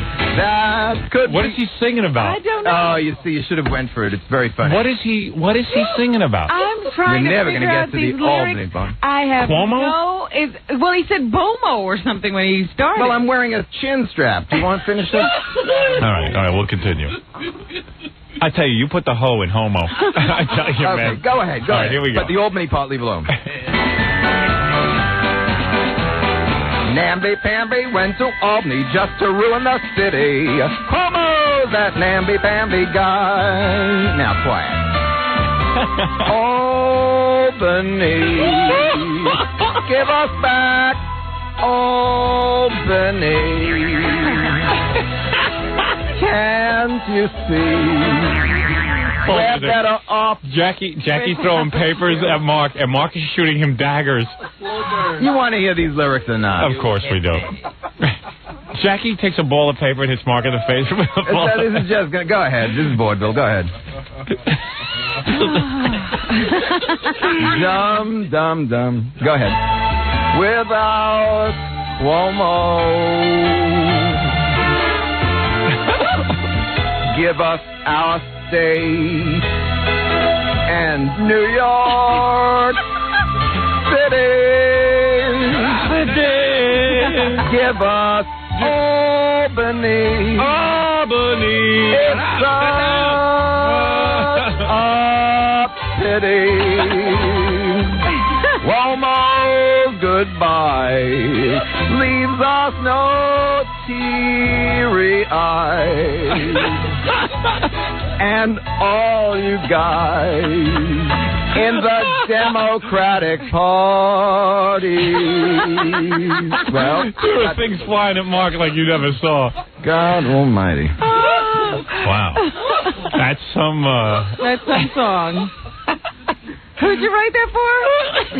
Well, He just flew an airplane, it did, Mark. Oh, and it wasn't a paper airplane. Thank God it wasn't a DC-10. You didn't see he threw a whole newspaper. Well, whatever keeps him laughing. Democratic Party. Party. You're gonna listen to Stern, 'cause you're gonna learn that crime doesn't pay.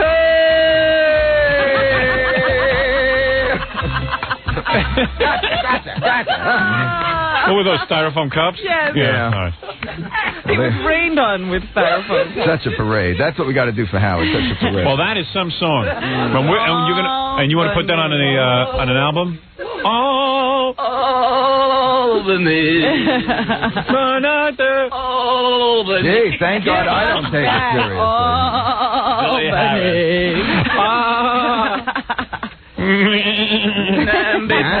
Namby-pamby. Namby-pamby, Albany. Is this really going to show on television? I got to put my hat on. Well, you put a bag over your head. Yeah, Billy. Do your impression of Mark. Yeah. Oh, please. Oh, that is cute. Look at that. Go ahead. That is Do your funny. impression of Mark. That's funny. Wait. Albany. That is funny. Why not go to Albany? No, why not? Give us. Give us Albany. Namby-pamby. Well, this is far easier than the time Liberace must have had. Jackie, Could you you imagine? hit me. You shall be punished. All right, very good. Mark Harris, congratulations to you on your marriage to Martha Ray, your thank exciting you. new music career, your facelift, thank you. your liposuction, Yeah. on your handlebars and groin. If ratings go down, I'll have my behind picked up. That's right. All right, there he is, the great Mark Harris, and we'll be back right after these words. And we can see you performing where? Chez Josephine. August 4th, 5th, 6th. All right. What time? And then Giando's on the 20th of August, and then the Omni Hotel in Washington, D.C. I think it's 13, 14, 15 September. The Omni Hotel. All right, well, there you go. Clothing that's going to get you.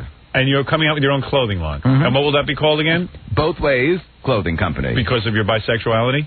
Well, it's because it's just, unisex, they called it in our both youth years. Oh, I see.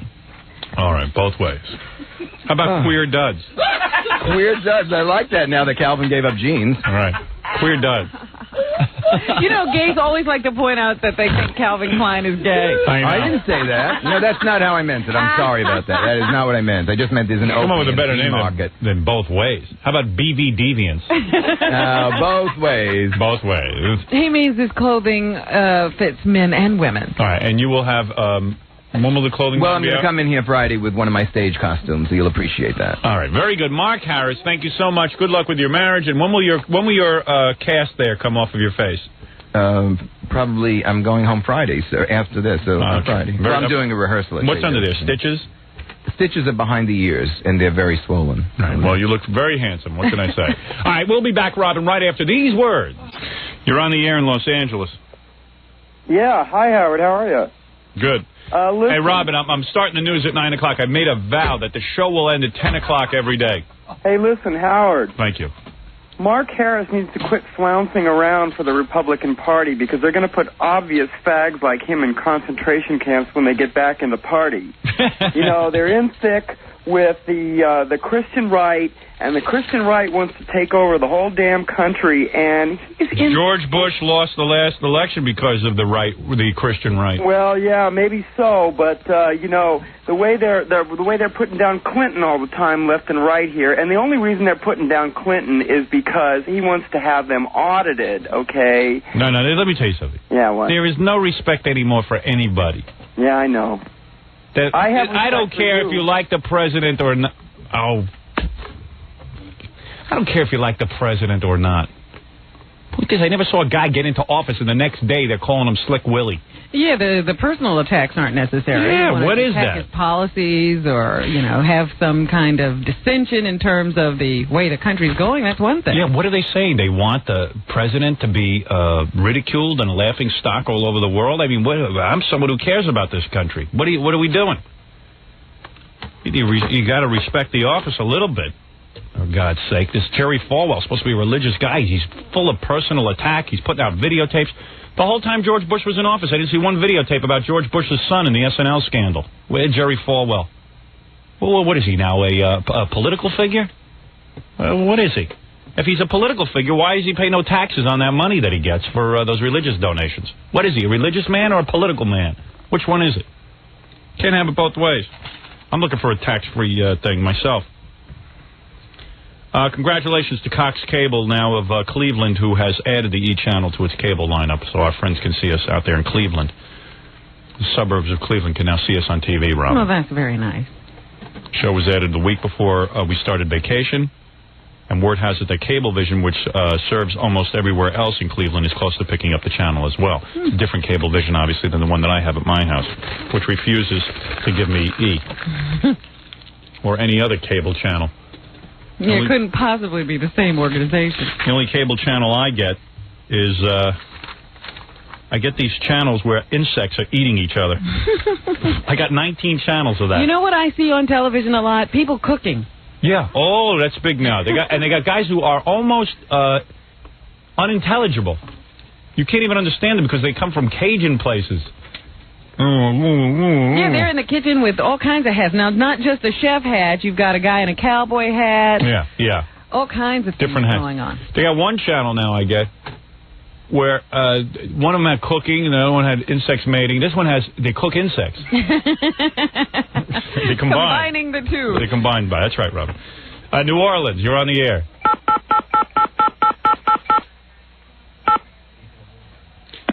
All right.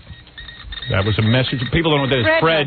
Fred got that message. Fred is from Mars. And that was a secret message from his parents congratulating on his new wedding, his nuptials. Cleveland, you're on the air. Hi, Howard. Yes. I'd like to know what's your current relationship with Jessica Hahn. Hold on 1 second, Fred. Interpret that last message. Did that say, if I got it right, because Fred's been teaching me Martians. Is that right? Yeah. Mark Harris is a homo? Was that the message? Pretty close. All right. Pretty close. What was that? Intercelestial. You can't fool a Martian. My current relationship with Jessica Hahn. Right. Okay. Do you have a relationship? Well, let's put it this way. We did a New Year's show.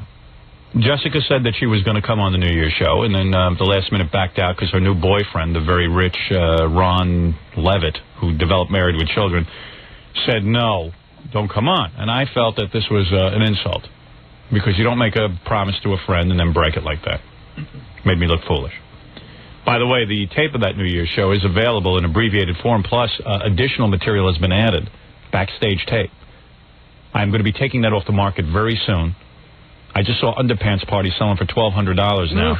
This tape also comes with our new poster. The Leroy Neiman painting, yes, which sits behind Robin's head on E. Do you get E? No, I don't. That's the poster behind Robin's head anyway, for the rest of you who get that. And it's 1-800-52-STERN. I urge you to buy it now, because if you have a desire to see this, especially all the material that we got thrown out of Newark for, which was never seen on pay-per-view, make sure you get it.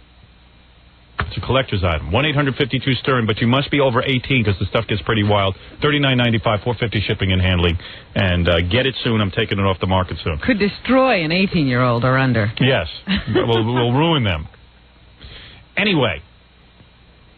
So I have not spoken with Jessica since the New Year's thing. Although some people called me asking her to do some work, and in fact, I even recommended her for a job. There's no hard feelings here. What did you just say? Some people called here once in a while. You know, every once in a while we get calls. People they want Jessica to work. I hear. I couldn't understand what you were saying. I continue to pass those messages on. I'm a little shook up from the Mark Harris appearance. And also, someone was talking about a television job that I thought Jessica would have been good for. I recommended her for it. I brought up her name in a meeting. So I don't have any hard feelings against Jessica. Jessica was always a friend of the show, did us a lot of favors and stuff. But I've stopped talking with her. Now, Gary tells me she calls all the time. Yeah, if I can give you a quick really? if I can give you a quick evaluation, I think that she's a little bummed out about this whole thing because she'll call on the hotline from time to time. If you're doing something, you know, tell Howard I support him, or tell Howard I thought he was really funny on Letterman, or tell Howard he doesn't have to take that from people, or just, you know, who she thought were good guests. And I think 1 or 2 times she left a message on my machine at home, too. Well, I think she wishes we were friends. Once on my machine at home. Did you return the call? No. Well, you know, your enemies are my enemies. Exactly. You have to tell me when That's what I love about Robin. I miss hearing her on the show. Well, listen, we liked having Jessica on the show, obviously, but a man has to take a stand. I agree. Well, thanks for talking to me, Howard. Thank you. All right, bye-bye. She is in Siberia right now. In fact, I think I was at home at the moment Jessica called, and she realized, she said, Robin, I know you don't have to pick up. No, that's mean, Robin. You shouldn't have said that because she's listening right now. And nobody loves to hang out with Jessica more than me. Believe me, when I go to I can imagine you're hurting. Oh, I am. Believe me, I'm reeling from this. I love to go to hotels and watch Jessica get naked. And I was sitting with Jessica at the Monkey Bar. And I actually, while I was sitting there eating dinner, I pulled off her stockings and panties right at the table. She wasn't even wearing panties. We had a ball. I've gotten many a rub down from that girl. And let's just say it was most interesting. She's wilder than Mark Harris. She's always fun. I think of the bathtub incident. I can see why her boyfriend there definitely has a thrill with her. But I was her boyfriend before him. And certainly you have to have allegiance. Go ahead. No, I'm just thinking of all the wild time she gave you. Thank you. The bathtub incident, that outfit she wore on Butt Bongo. She's great. I love her. The fashion show to wear that outfit on Butt Bongo. That's right.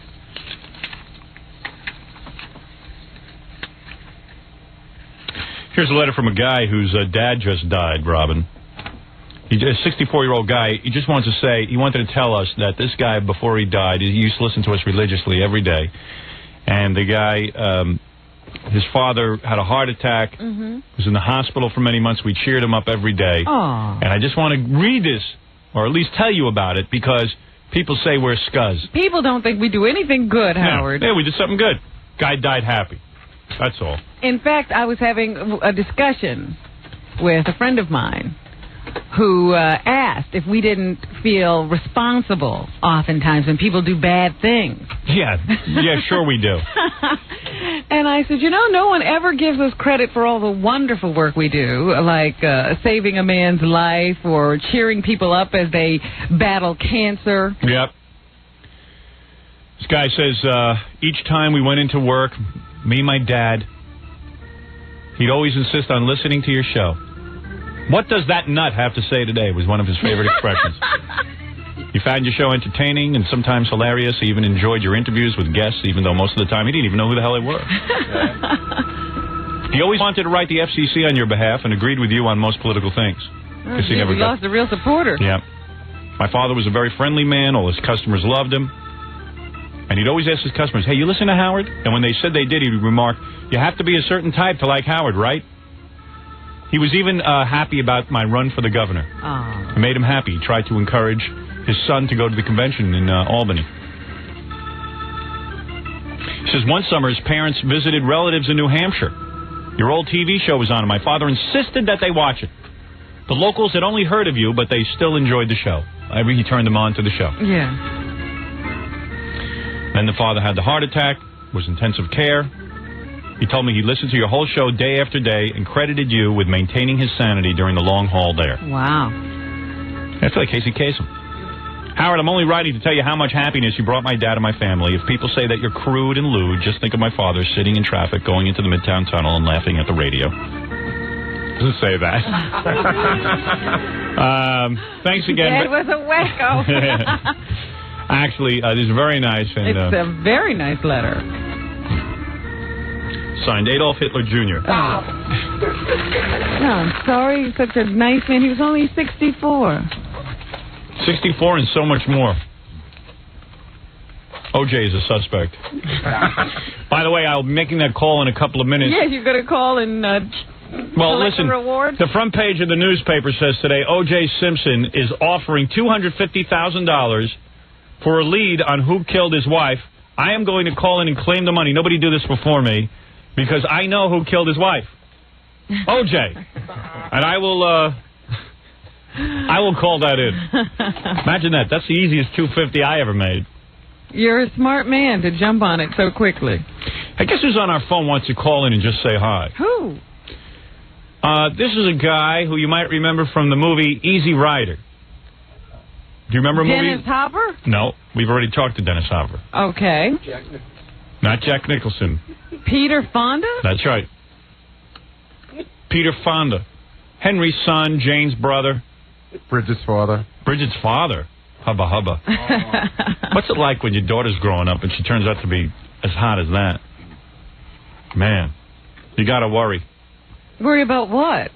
Guys doing her and stuff. Oh, I don't think he has that worry anymore. You know who she goes out with? Yeah. The mask boy. Eric What's his name? Stoltz. Eric Stoltz. Really good looking guy. He's not that good looking.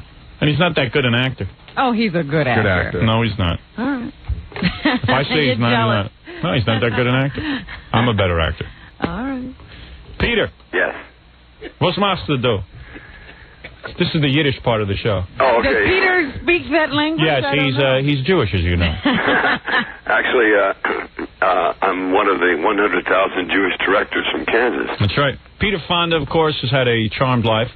When your father died, he must have left you a boatload of money. Am I correct? You see? I've often wondered about Peter's career because he doesn't seem to work. No, he doesn't have to work. No, I work all the time. Do you? Yeah. What do you do? Well, I mow the lawn. See, that kind of housework. Forrest Gump work. Yeah. I move the big sprinkler lines. Yeah, but I can do that. Of course you could.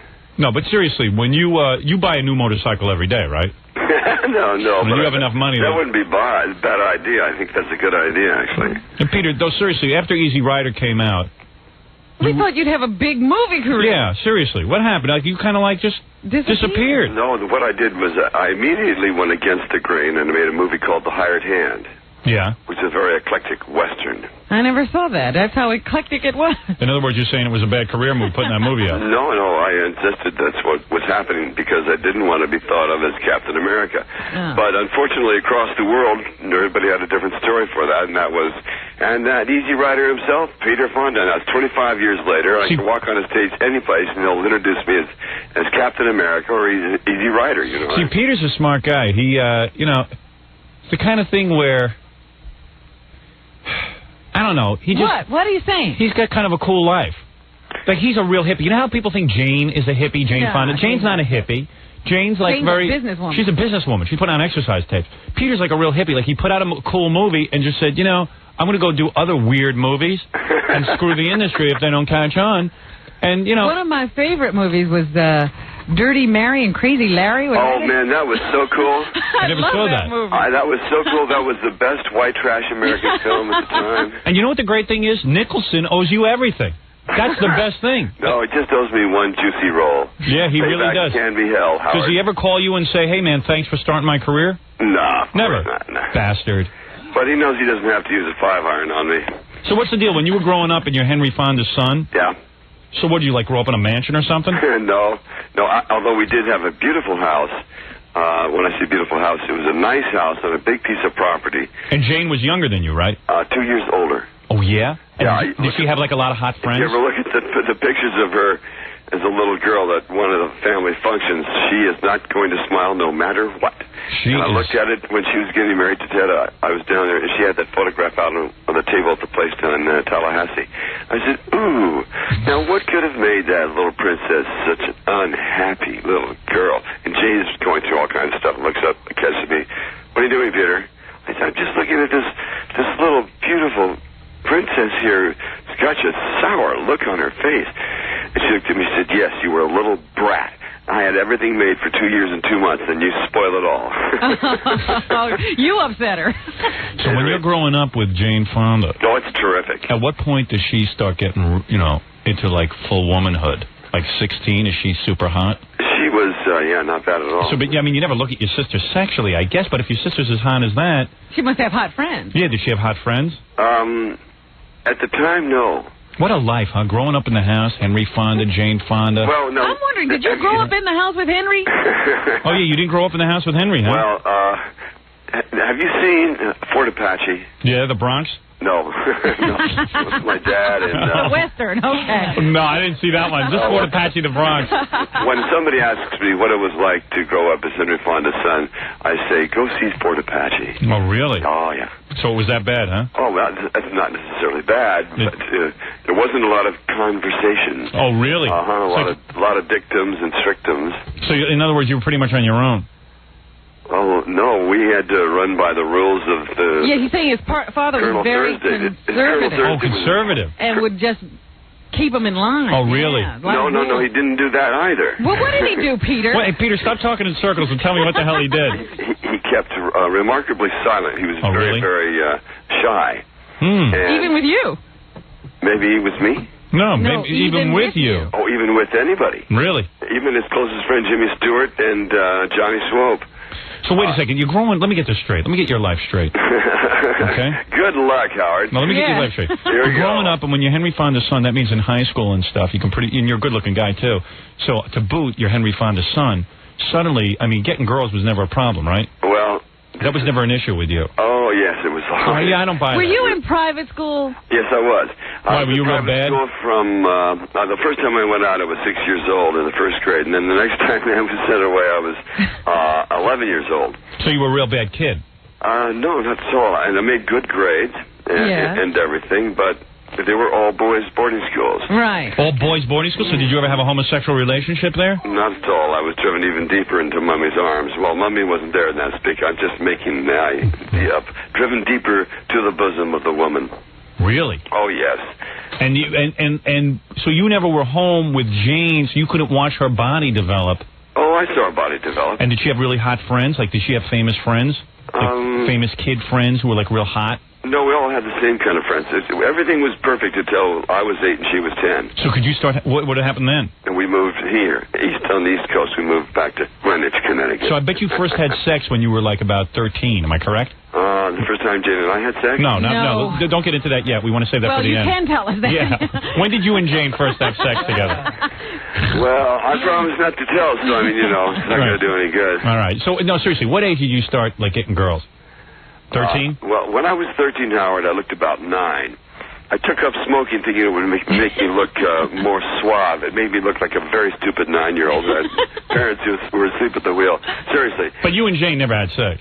No. Oh. Of course. What about you and Henry? I tried. I hit him a couple of times, especially when he was kind of laying in the bed all locked up with all those tubes. Yeah. I used to walk into the intensive care unit, and I'd say, what are you doing in here? I really, and Jane was absolutely amazed that I would do it. I'd come in and say, what are you doing in here? What are all those tubes coming in? What, did you tell them you have a bad heart again? Are you getting drugs here on your SAG stuff? Is that what you're up to? So what do you do now all day? Like, do you just hang out? No, I write a lot, Howard. Do you ever get to go to Ted Turner's spread, that Rancho or whatever the hell it is? I do. This is where we go riding over there. It's wonderful, too. Oh, what do you live near them? I live 1 hour east of them. In Montana? Yes, they have three ranches, but there's only one main ranch. Boy, can you believe how much money your sister has? Does she ever throw you a bone and, like, give you, like, $1 million or something? Oh, once in every 2 years. So. Really? Yeah, She'll give you money? No, no, that's all. But you got your own money. I mean, seriously, when Henry dies, he leaves you a little trust fund, right? Not a dime. Are you serious? Are you kidding? Where'd the money go? Who got the money? His ex-wife? Yep. I mean, the former wife, the widow? What's her name? Shirley? Shirley. Shirley got every dime. Yep. And you didn't get a penny. I didn't even get my baby photos. How could your father do that? He didn't even know about them. Oh, not the baby photos, the cash. Money. Oh, Did he hate you or something? I'm sure, in one way. Yeah. It was a very big disappointment to him, but really? he felt that... Even after Easy Rider? Even after that, he thought that I was still a nut. And then he worked for me in 1978. I got him for 1 day's of work for $1,000.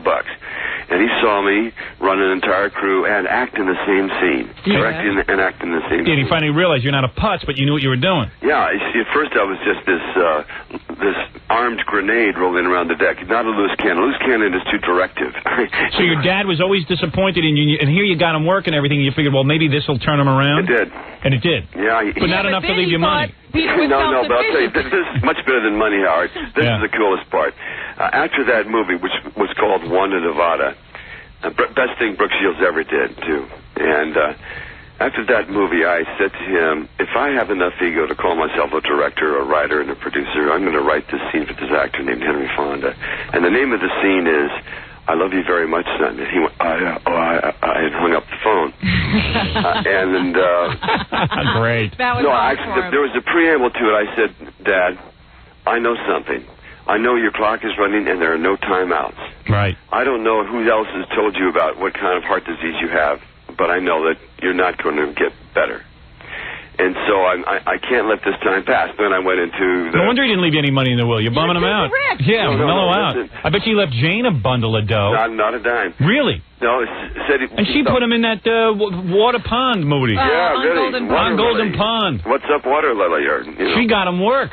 And good long-term work. Do you hate your father for that? I'm going to tell you something. Not at all. That is the worst thing a parent can do to a child. That is the worst But is thing. Peter hurting? That's the question. No, not at all. And this is what I'm trying to tell you. Where'd you get all this dough? I got all the stuff going with him about saying I love you very much, and that was the scene.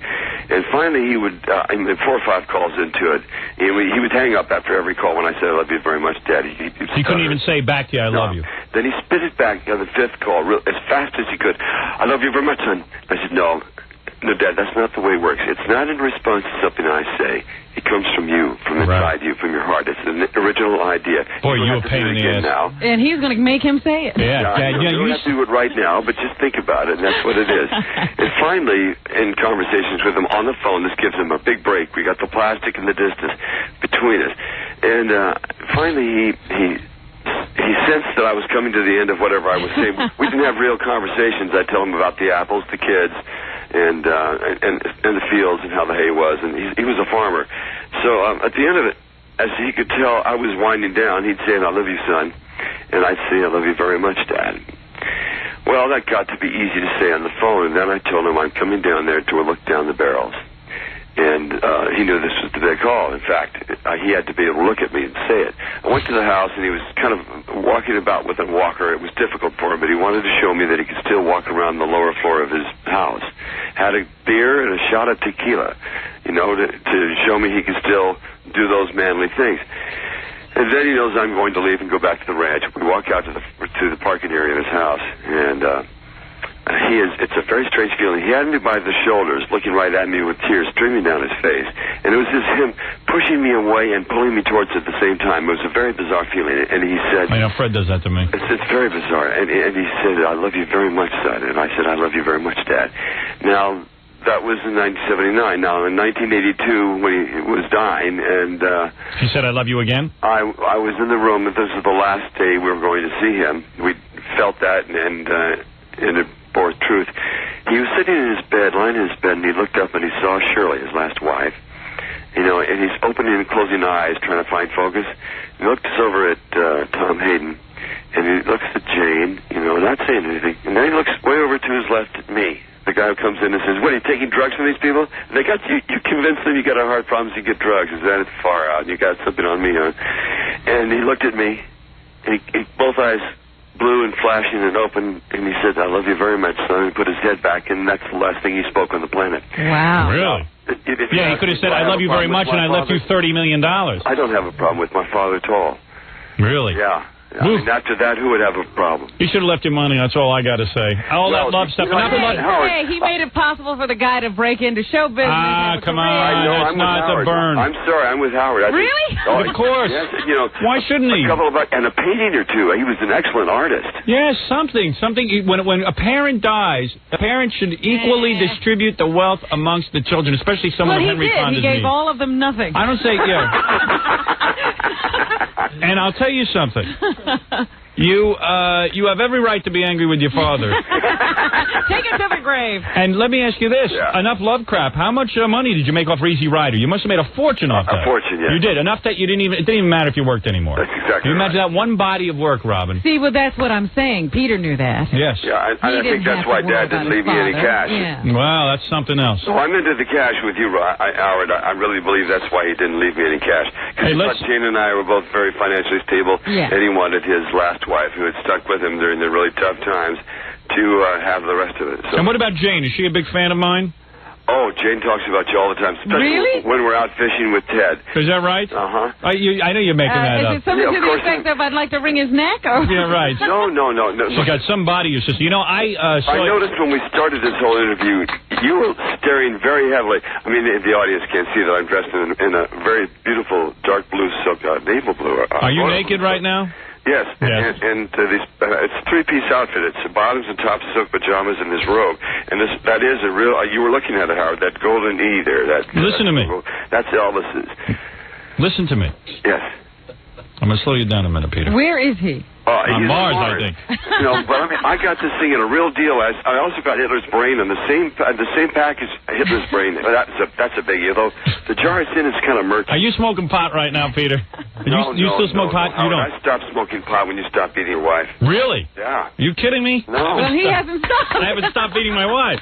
Hey, seriously, but Peter, this Easy Rider, one of the greatest movies ever made, is celebrating its 25th anniversary. Is it? Right. Yes, with a theatrical re-release. That's true. It's happening here in New York City now. Right. It's going on in Los Angeles as we speak, and I know everyone listens to you out there too, Howard. And it's going on here on the 22nd. You married? At the Cinema Village. You married? Yes, I am, for 20 years. She hot? To the same woman? Who is she, a model? No, not at all. She's Davy Crockett's great-great-great-granddaughter. Oh, she must be a piece of ass. Because she was a relative of Davy Crockett. Crockett's great-great-great-grand... You know the genetics he had? Davy Crockett was a good-looking man. She's, Hey, that daughter of yours, Bridget, Mamma Mia. Oh, my... Howard, if for so many years I was known as Henry Fonda's son, if the next 20 years I'm known as Bridget Fonda's father, I'm going to be a very happy man. Yeah, let me tell you something. This daughter of yours... I mean, holy cow. I saw her in she was in Panties and Bra. Yeah. In this movie where she plays the spy. Oh, that one. Yeah. No Way Out? No Way Out? No, that wasn't it. No, Point of No Return. Yep. Let me tell you, it's fantastic. I mean, I am so hot for her. I don't mind telling you this. I mean, I've never seen a body like this. She buffed up for the part. Oh, God. And let me tell you something. If I was single... Yeah. I'd ask her out. You'd be foolish not to. And I bet I could get her away from Eric Stoll's Elephant Man or whatever his name is. No, Eric Mask. No, Eric is quite... he's a very good actor. He's a very smart man. And I'll bet you Jane is jealous of her. No, not at all. Absolutely. No. Don't you kid yourself. We were just all together a week ago Saturday. So you have a close family. Oh, really? Oh, yeah. You make sure of that because you weren't close with your father. That's right. I refuse to let the family delaminate any further. Absolutely. Well, listen, you sound like a good man, Peter. Well, that's why I'm a happy man today. I'm married to a wonderful woman. She sounds fantastic. Davy Crockett's great-great-granddaughter. Now, is that Bridget's mother? No, Bridget's mother, though she has moved up about 30 miles west of me to Bozeman, Montana. Bridget's mother is Susan Brewer. Ooh. Now, wait, was she a model? No, she was a beautiful woman. She's your ex-wife? She's my ex-wife. And so did she get half the Easy Rider money? Not really. Really? How does a guy get away with that? A lot of guys want to dump their wives. Now, was Easy Rider after Susan? During Susan. During, and she didn't get half the money? No, she got the entire house. Oh, she did. That's all you had to give up was the house? Well, it was a remarkable piece of house to give up. Really? But I decided not to live on the land anymore. I knew that there was no such thing as private property. That if you did not pay your taxes, you will find out who owns your private property very quickly. I see what you're saying. What are you saying? He left her with the house and didn't pay the taxes. Oh, really? No, I picked up that, too, and it didn't cost her a thing to live. Oh, okay. And the children picked up everything. No, I had a ship. And, I see what you're saying. There were no taxes on the ship. He is such a hippie. Yeah, he's a hippie. He lived on a ship. No, he believes that the government owns all the land. Oh, I see. Because you have to pay taxes on it, and if you don't, they'll take your house. Right. Yes. Oh, thank you, Robin. So he bought a boat. No tax. Man. Ship. The boats can be put upon a boat. A ship cannot. Hey, your wife now, she's Davy Crockett's great-great-great-granddaughter. Does she have a coonskin cap like he wore? No, she doesn't. She does not. But all of his diaries were donated to the Smithsonian by her brothers. Is that right? No, she sounds a remarkable beautiful. woman, Howard. She's 4'11". Is she younger than you? 4'11". Yeah, she's 4'11". Really? Is she a midget? Not at all. And her heart is as big as this universe. Really? Oh, I'd like to meet her. I'd like to see her. I found the person I was supposed to be with. That's very This rare. is your soulmate. Like me and my wife. Yeah, I mean, I don't know about you and your wife, Howard, but I do know that I wish everybody had the chance to be as together with their wives as I do with mine. Really? I'd like to get together with your wife. I bet you would. Be together with her. Right, and be together with her. She is very, very I'm sure she's adorable. beautiful. I'm sure Peter Fonda gets a very high-class looking woman. Absolutely. Absolutely. She's no slouch, I'm sure. She's the best. So here, let's sum up. Peter Fonda, Easy Rider, of course. 25th anniversary, big... that was some year. You had the moon landing. Yes. Oh, God, right. The moon, that was true. I was up in Canada when... Easy Rider's a great movie. Yeah, Easy Rider, Woodstock. Go see that, Woodstock, wow, what everything. A year. Now, you see, the thing is, it's put back up on the big screen where it was meant to be seen. Yeah. It hasn't been on the big screen in general release since 22 years. It's a cool movie. And how much did you pay Jack Nicholson to do that movie? Like $392. Isn't that something? He was worth every penny. Yes, he was. Best that I ever made. And, of course, Dennis Hopper's in it as well, and it's a real cool movie, and everyone should go see it on the big screen. And, of course... Cinema I Village. never got to see it there. I'll go see it for sure. Yeah, it's a Cinema Village. You ought to check it out on the big screen. You'll understand why everybody was so, into it and why people are. We absolutely will, away Peter. from that. It was considered dangerous. Of course it was. So, are you still pals with Hopper? Yeah, we have a wonderful love-hate relationship. You got a lot of celebrity friends, right? I know Johnny Hott, if that's what you mean. And what does it mean to go over Jane Fonda's house now? I mean, it's like wild. I mean, you've got the Ted Turner Millions. Yeah, with the planes and the planes and everything. Teams and the stations. And I mean, you can go over there any time, or you have to make a whole appointment and everything. Oh no, I can go over there any time. It's a real family thing. Oh really? Ted and I like to go fishing and riding too. Well, all of us actually. Becky, Ted, and Jane and I always go out I just can't riding. see you hanging out with Ted Turner. Yeah, I know. Well. Why not, First of all, I was in the ship, so he and one of the American Cup, and right there. Believe me, I could hang out with Ted Turner. In fact, hey, Peter, do me a favor, get to know me, and bring me over to Ted Turner. I want to hang with you. What does Ted say about my show? Is he into it? Ted loves your show. Yeah, He does. Talks about it every time we get on the plane. The first thing. Okay. What a life. Hey, Peter Fonda, thanks for calling in, and we'll all go see Easy Rider again up on the big screen for the 25th anniversary. Yes, at the Cinema Village on the 22nd. It opens on the 22nd at the Cinema Village. I think it's 12th Street. Say hi to your daughter for me. Count on it, Howard. Oh, you bet. She's something to behold. How many children do you have? I have 3. One I gathered by marriage. Who's getting married this Saturday? This coming Saturday. He is 27. And you got any other daughters? And no, we just have Bridget. You should just have daughters. We didn't need anybody else. She is our claymore, our double-sided claymore. A dad must do a double take when his daughter grows into that. It's like, oh God, I got to lock her in a closet somewhere. Funny thing, I then Eric Stolz getting his hands all over her. I'd taken pictures of her for years. I'd been taking photos in Super 8 movies and all that, and I operated the camera on her the first time professionally. I got her into a Citroen ad that we shot in Spain. And it was a hood shot, hood of the car looking into the passenger seat, and I told her what to do, and it was like about 2.9 seconds. And sun was just enough, and I said, okay, I'm rolling now. I'm rolling, and action. I'm looking at the camera, and suddenly I'm seeing something that I've never seen before, because the shutter effect on the Aeroflex just makes a little kind of fluttering thing. I was seeing an interpretation of Bridget, and it blew my mind. I kept running the camera. I didn't remember to cut after she'd done her stuff. You are a hippie, man. So she said, Dad. Yeah. Oh, yeah, I'm sorry. So then the DP who had let me shoot the first shot said, I'll do this. Henri said, I'll do this. He gets up on the hood of the car, and I said, okay, we got some more sun now. This is good. This is good. Everybody fingers on triggers, and roll him. And he starts rolling his camera without sound, and he is looking through the lens, and he lets it go and lets it go until finally I hear Bridget say, Dad. I said, oh, cut it. And he didn't let it cut. He was so taken by what he saw through the lens, too. He said, I am going to marry her. I said, you don't want to die I'm around. so young. You ever smoke pot with her? With my sister? Yeah. No, with your daughter. Oh, sure. Oh, yeah? Oh, yeah. With Bridget? Oh, yeah. No kidding. Oh, all the time.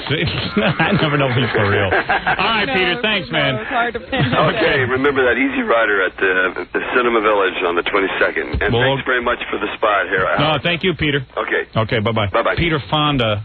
The hell's he I talking tell you, about? there are some people who are having lives that you can't even imagine. Yeah, he did Easy Rider 25 years ago, and he appears to be financially, sound. His dad didn't give him any money, but he had tons of money, and he seems to like just does whatever he wants to do, flies all over the world, lives on a ship. Marries the women, you know. Has Bridget Fonda as a daughter.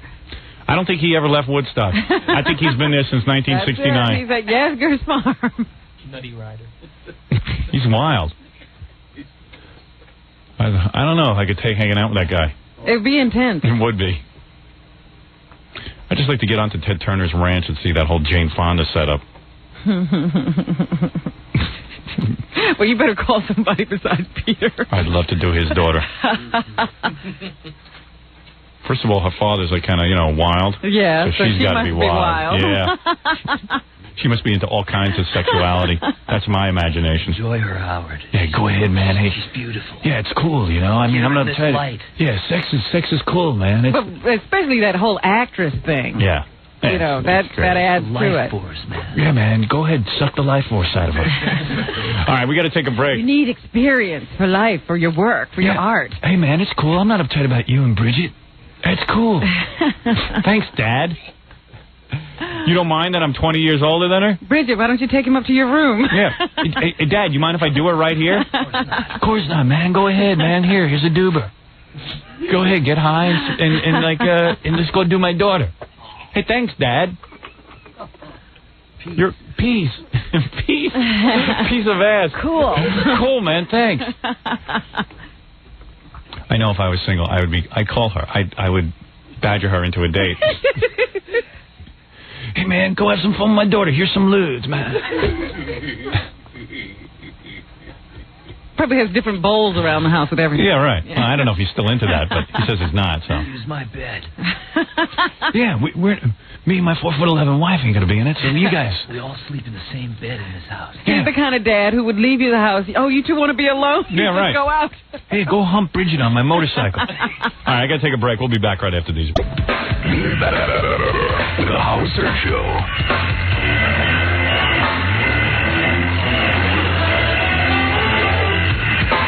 Well, we had Mark Harris, Peter Fonda today. Oh, jam-packed, star-filled show. You bet, Robin.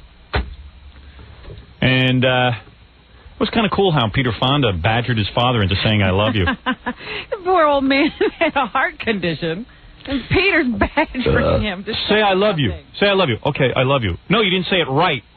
No, Dad, you're going to have to look me in the eye. Can't just get away with saying it on the phone.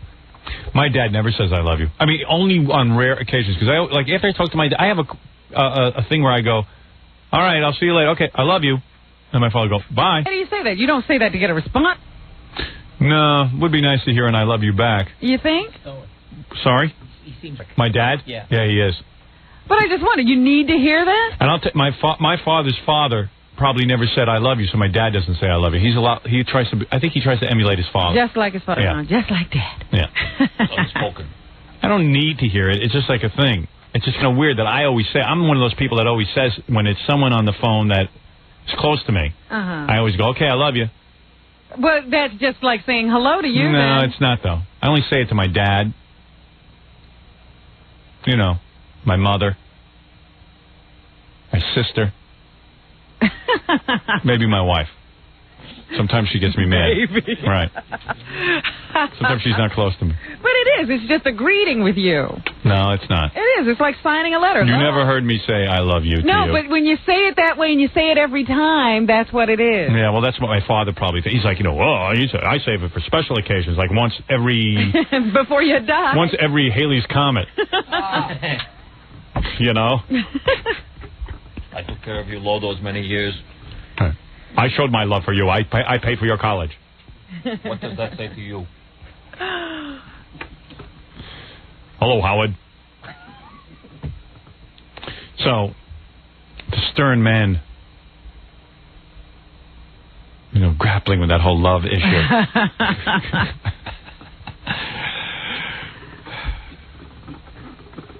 I cleaned up your crappy diapers. F off. Love your father. I have trouble with intimacy. Yeah, he does. He doesn't. Yeah, but my dad kisses me. He doesn't have trouble with intimacy. Because his dad kissed him. That's his way of showing love. Yeah, he'll kiss me goodbye. We kiss goodbye, even in public. Oh, yeah, he'll hug you. He'll wrap you up and dip you. Yeah. Sometimes I'm sure people in restaurants think that I'm a gay young man who has an older You have a sugar daddy.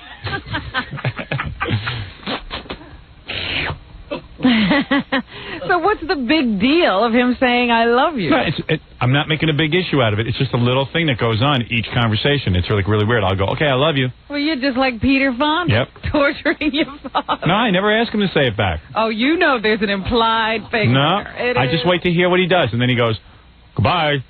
And I say, stick to your guns, Ben. Don't make him make you say that. A lot of love in your family, I know that. And they say it all the time. Do you have that jacket? Did you used to kiss your father? We'd hug, but no not kiss? until much later, you know. You didn't hug as young? No, you know what? My roommate in college, the first time I met him and his parents, you know, when we went out to dinner, it was very nice, and they said, all right, well, we're going to go. And his father kissed him full on the lips. Well, no, and, oh, man. They might be gay. I don't know. There was something going on. You sure French you weren't kiss. with the Menendez family? But I mean like a hug and a kiss. Come here. Did he kissed him on the lips like I wouldn't kiss my girl. Did he put his hand on his ass? That was, well, he warmed up to that. No, but I mean a full kiss on the lips, and it's... Son, I miss you too much. Yeah, son, that'll hold you over till the next visit. Yeah. Take your shirt off. I turned to him. I said, were you just making a joke there? No. Maybe you need a massage. Come on, he didn't really kiss him for a long time. Wow. It lingered.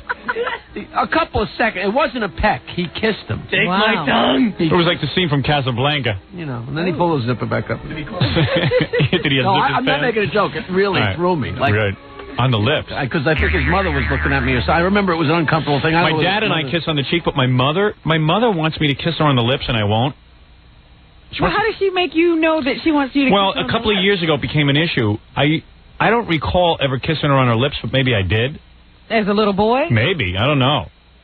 But at one point I remember I went, I turned my head, and she goes, well, why are you turning your head? I go, I'm kissing you. Oh, on the cheek. Remember, it became a whole big thing. She was like kind of insulted that I kissed her on her cheek. Huh. I'm not kissing her on her lips. You're getting more than you What, you think it would turn you on? No, it's just I'm not really interested in that. What's the big deal? I don't know. I'm not interested in kissing my mom on the lips. I don't think that you're supposed to be interested so much. To me, kissing on the lips is sexual. Oh, yeah. I'm sorry. That's not supposed to go through your head. Yeah, but there's something weird about, go see your mother and kissing her on the lips. Oh, yeah. Especially with like face. Yeah. Especially with those skins. You're a sicko, Jack. Well, You've got big ones. At least I almost didn't say it. Right. You're sick. Mother. Mother. My mom's got big D cups. Let's kiss goodbye. Might be wrong. Come here, Mother. I don't want to kiss my mom on her lips. So it became like I used to lead to other things. Yeah. It's not even. It's just too weird. Do you kiss your parents? Who? What? I didn't think you talked to your parents. Fred, do you kiss your parents? Yeah. Do you kiss your father? On certain occasions. Like, on the cheek? Yeah. But you not do? on the lips. Like what kind of occasion would make the Norris men kiss? Yeah, if there was like at a wedding or something like that. Martian New Year. What? If it was like, at the wedding and stuff like you'd kiss him on the cheek or some kind of momentous occasion. Oh, so he just did it. Yeah. What about your mom? Do you kiss her on the lips? Cheek. Really? Never kiss her on the lips. Because I think Fred's in love with his mother. Yeah, I think Fred does have sexual I think he does. Because he won't even look at his mother's chest. Yeah, remember that whole conversation? That was weird. Fred got really angry. Remember when you got upset? I said to you, Fred, does your mother have a big chest? And you said, I don't know, I've never seen it. I go, no, I don't mean naked. I mean like, on her clothes. Does she have a big breast? And you went, I don't know, I've never looked. I never paid attention to it. You have no idea if your mother's chest is big or small. It's probably average. But you don't know. But you don't know for sure, because you told me you never looked. Well, I'll make a note of it next time. You still haven't looked. You know he's looked, but he didn't want to say he looked. Carry pictures around with me in my pocket. He was so embarrassed to say that he looked at his mother's chest. I just found it an odd question. Why? Why? It's like saying, is your mother tall? No, it's quite different. That's much different. How is that different? I don't think so. It's very different. I mean, you notice someone's height. You don't necessarily start looking, hey, let me check out her cans. Oh, come on, Fred. You had, when you were growing up. You mean to tell me my mom was wearing panties? I mean, but you know wait, let's be honest now. Let's remove all the veneer. Let's take all the veneer off. You know you've looked at your mother's chest. Recently, probably. All right, but you're saying up until a year ago you never saw your mother's chest? I never really dwelled on it. No, I don't even dwell on it. You never said, my mother has big breasts. Why couldn't you look at your mother's chest? I probably looked at it and probably just checked in and checked out. Didn't. No, don't you think it's odd that you can't look at your mother's chest? No, I don't. I find it odd that someone would, like, obsess on their mother's chest. No, I mean, my mother has big breasts. You obsess on it. No, he's not obsessed. Yeah, why is that obsessed? Look at my mother's big cans. Ooh, check them out. When does he say that? How many times have I said that? Oh, a lot. But you don't think it's stranger to... Not know? When someone says, hey, Fred, is your mother a big cup?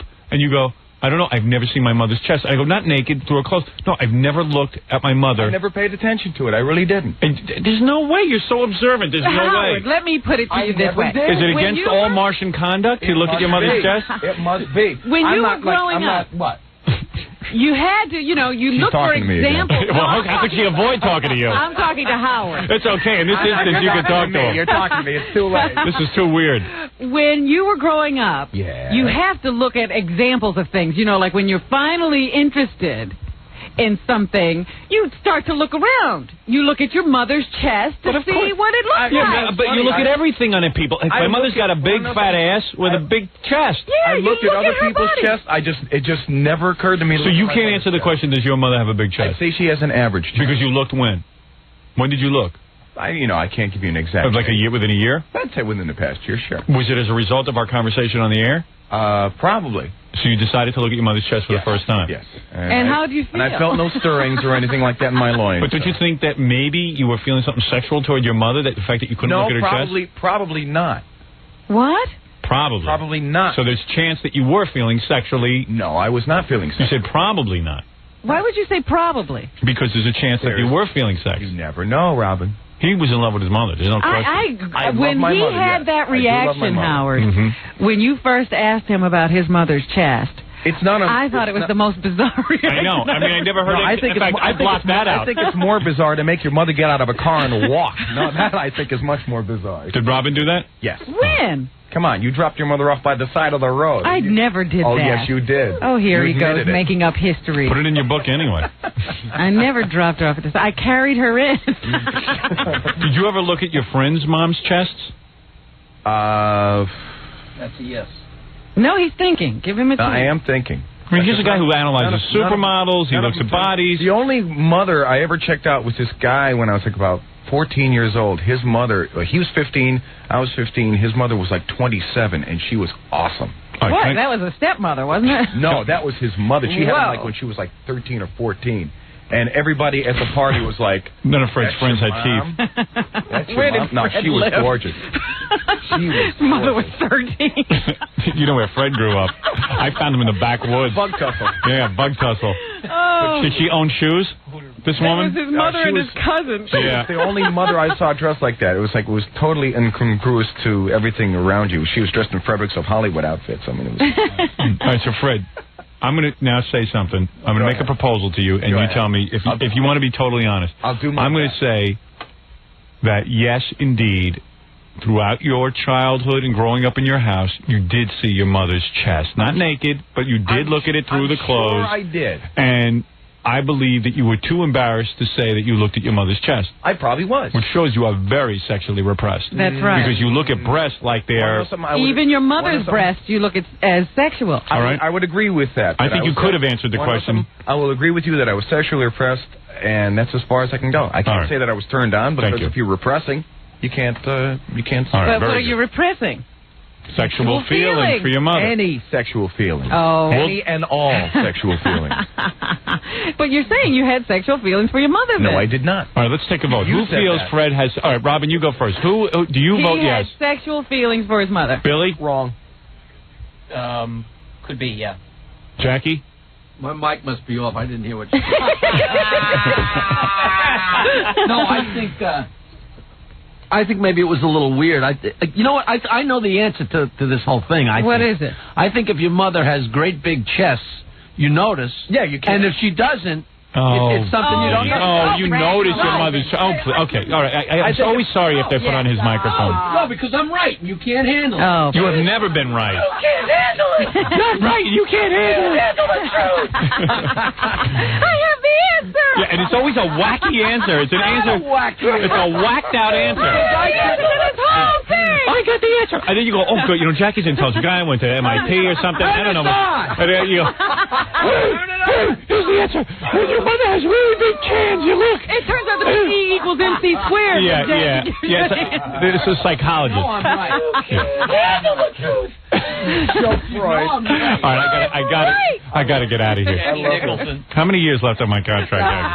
No, I'm right. I got to get out of this room. Let me explain. If your mother has big chests, you look at them. If she doesn't, you don't. All right, you want to explain? Go ahead. Robin doesn't even know which your parent is. I got to take a break. No time for you to explain. We'll be back right after these words. There's a movie on pay-per-view this week called Pelican Brief.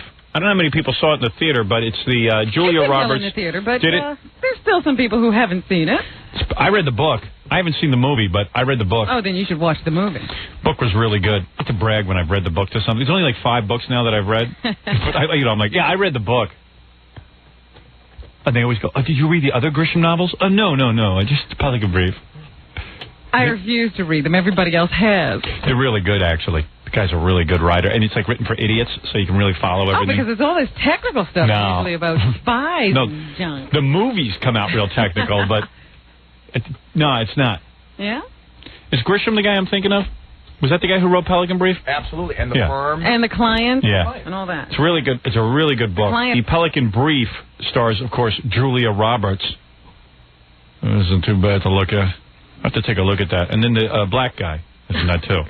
See the the black guy. The black guy. That's it. It's only 2 guys at a time. Yeah, but you can't say the black guy if there's 2 of them. All right. Black guy A, Wesley is B. Okay? Are you happy? Well, I need to know who you're talking about. So Black Guy A is in it. Julia Roberts. It's really good. The Pelican Brief. I mean, I haven't seen it, but the book was great, so how could it be bad? Pay-per-view. Easiest way to see latest Hollywood hits right in your own home. Oh, Pelican it is. Brief. Absolutely. I love it. And you can tape it, too, I guess, so you have your own copy. I had never seen RoboCop 3. Is it good? It turned out to be good. Really? Yeah, I was very disappointed in 2, so I didn't go to see 3 when it was in the theaters. And 3 got horrible reviews, and then so I never saw it. Decided it was on pay-per-view while we were on vacation, so I made the phone call and watched it. You got a copy of it? Mm-hmm. Can I have it? Sure. At least you're not like, hey, I paid for it. Why shouldn't you? No, I share with you. If it was Fred now. Right. No, I don't blame you. I won't give it to Fred, I promise. I'll order it myself. See you tonight at 8 p.m. or 9 p.m. Eastern Time. Check your local cable listings on the West Coast. See you Thursday night at 9 p.m. Pacific Time. Call your cable system or check your cable guide for ordering details. Pelican Brief. I said we were going to get out at 10 o'clock. Well, that's not possible. I know, but listen to that. I got a fax. Howard, my mom walks around the house completely naked all the time.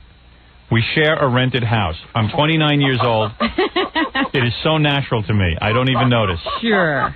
She hasn't seen me nude in 24 years. I think your mom running around naked. Why won't he show his mother his nakedness since it's so natural and easy to do and has no sexual content? I was thinking during the commercials, I just said, for Fred to say that he didn't notice his mother's breasts or didn't look at them or never noticed if she had a big chest or a little chest, is like saying, I don't know if my dad has hair or not on his head. I mean, not that you would look in his sexual... You see, everyone thinks... But did he ever see her in clothing?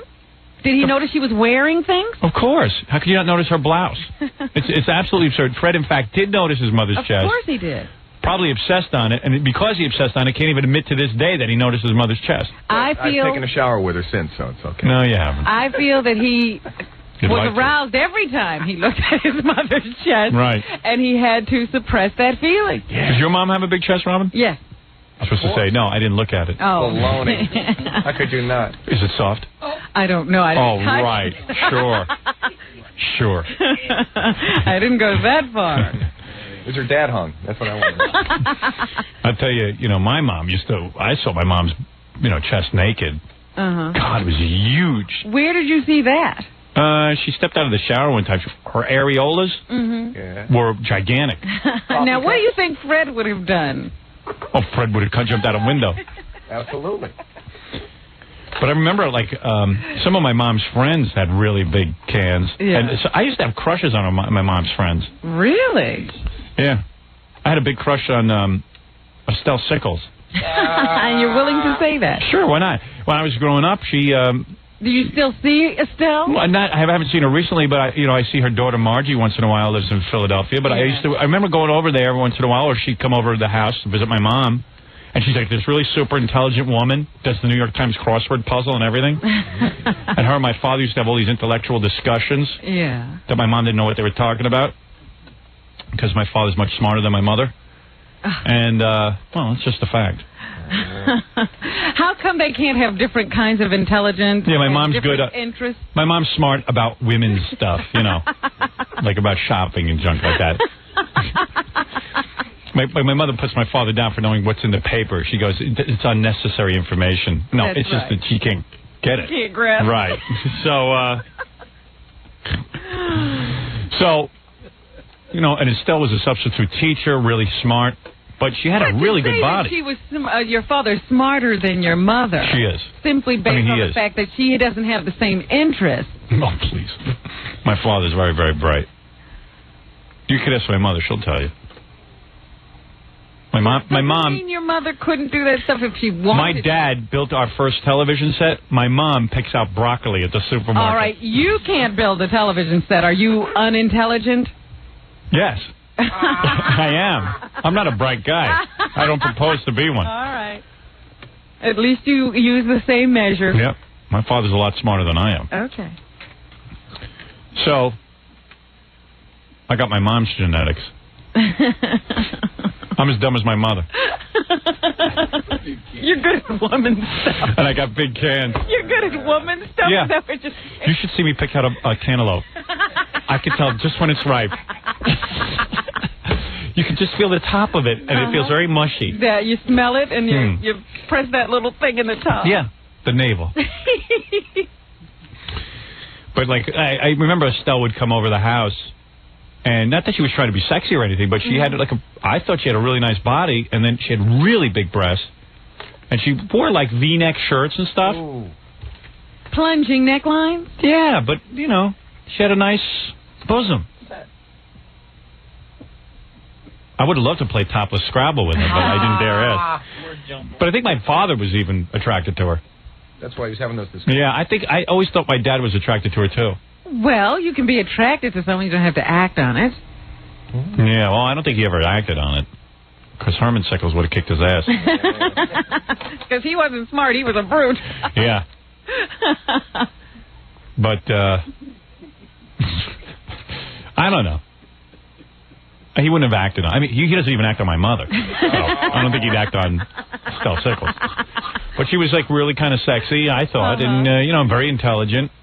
And she'd walk around and stuff. I would look at her in a sexual way. I would, as a kid. And, I don't know. But my dad was always rapping to her and stuff. I thought maybe he was kind of... He was making us move. Yeah. I should call my father and ask him if he was attracted to her. Well, you could tell. What? You could tell. You mean I could tell if he was attracted? Yeah. Look at his pants. Did you do that? Yeah. I thought the two of them would have made a good couple. Yeah. Intellectually, yeah. But then there'd be no you. Boy, what a loss. Yeah. Oh, gee, the world would suffer. But I don't know. There's a couple other hot friends my mother had. Not hot, super hot. They weren't models or anything, but... But a couple who just... Yeah, for moms, they looked... Yeah, they looked okay. They didn't look half bad. But you never got that way about your mother. Yes, I did. Of course not. You crazy? Of course not. I would be really concerned. It's not possible. I would check myself into a mental hospital if I felt that way about my mother. There's this movie out now called Spanking the Monkey. Yeah. I've seen that. You have not. Yeah, go ahead. You made it. You're spanking the monkey. It's about Gary, isn't it? And it's it's about a guy who winds up taking care of his mother over summer vacation after she breaks her leg. Yeah. And she's got this huge cast on, and she's confined to bed. And he has to carry her into the shower and carry her into the bathroom. And it's all about how there's this sexual tension that develops between the two of them. Between the son and the mother. Oh. Have to get that. That's a real nice movie. That's an important film. Who made that one? Roman Polanski? One of the best lines in the movie, this guy, all of his friends come to his window to pick him up. So his friend shows up at the window of the bathroom one day and starts calling his name, and he sees him slumped over in one corner and the mother slumped over in the other, and he says, "Hey, man, what are you doing?" He says, "I'm choking my mother." He says, "Well, then you better come out with me." Is that on pay-per-view? No, it's in the movies right now. Feel-good movies. So, you know, I used to look at the neighborhood moms. Yeah. Check them out. I'm trying to think what other... But you would compare your mother. You would look at her body and say, "Oh, what kind of body does Mom have?" Yeah, my mom doesn't have a real good body. I mean, she's got big breasts, but she kind of has, like, the, you know, big ass. Now, what kind of ass does your mother have? Wide hips. Nice and ass, stuff. actually. No, the ass he always looked at. Of course. I have her ass. Do you? Yes, I do. It was one of the things she I mean, my mom, you know, had an okay body. Believe me, my father's no knight in shining armor. It's good enough for him, believe me. No, but I'm just saying, you could look at your mother's body. Yeah, of It's course. no Never big uptight. My mom never had varicose veins, thank God. That was something that I was not really into. So you were checking out her legs, too? Oh, yeah, sure. My mom always had a couple of hair. My mom never shaves her legs, either. Oh, you're kidding? No. I didn't know that. She always has a few hairs on them, but she's... unbelievably, she has, like, no hair on her body. Except for... But if she did have lots of hair and it was dark, don't you think she'd do something about I don't know. She thinks shaving the legs is wrong. My poor father. Not that there's anything wrong with hair. Some men get into that, I suppose. In Europe, I hear. But I've never met one. Yeah, maybe where it's like cold, like the Antarctic, they get into that. Siberia. I think women in Siberia shave their legs. I think on Pluto, maybe it's so cold they can't shave them. Yeah, my mom doesn't believe in shaving the legs. Uh-huh. I think she believes in shaving the armpits. You think? Yeah. But you're not sure. No, yeah, she does. That I'd know. You don't want to think about that. Yeah, right. Is that a religious thing? Or But she can't understand women shaving their pubic area. Right, I know she's like freaked out by that. her complaints about that on this show. What is that? You know, like, oh, my poor What dad. are you talking about? Yeah, it's natural. You want to look natural. Worship the cactus. Oh, God. Bloomers probably look like Jiffy Pop. Oh, stop it. You're terrible. Don't think those things. I don't want to think about it. I want to be like Fred and not But think you about even it. talk about your mother's underwear, which I don't even... Yeah, giant underwear. What do you know about her underwear and why? She has big panties. Big panties. Did you go into the drawer? No, but I'd see my mom in her panties and girdle and bra. She'd be walking Girdle? around. Yeah, she always wore a girdle. All the women of that era wore girdles. Well, why was she walking around? Was she trying to tempt Like she'd be getting dressed. No. She'd be walking around getting dressed for her various functions and stuff. She was never uptight, so she'd walk So around. she'd keep the door open? The move was she'd close the door for a second. Excuse me. Get her bra and panties and girdle on, and then open the door. Open the door yeah, again. I was allowed to see her in her panties and girdle and bra. She was teasing me. You lucky devil. It was always that move. Got to see her in panties and bra. Excuse me, Howard. I go, Mom, what's the big deal? Excuse me, Howard. And then I would leave, and then 2 seconds later she'd call me back in. All right, time to come back in. And it never bothered you to be talking to your mother in her panties and bra? Panties and bra. It was the kind of thing you... No, it was very asexual. Never bothered me, no. I don't think she ever bought, like... What is it, Gary? I just can't believe it because sometimes I swear we had the same life. Right. I know, I could still see the color of those goofy-looking girdles. Yeah, big white girdles. My mom used to do the same thing. Right. She put it on, and I was allowed to see her in that state, but no other state. Yeah, and she'd walk around the house in her girdles and stockings.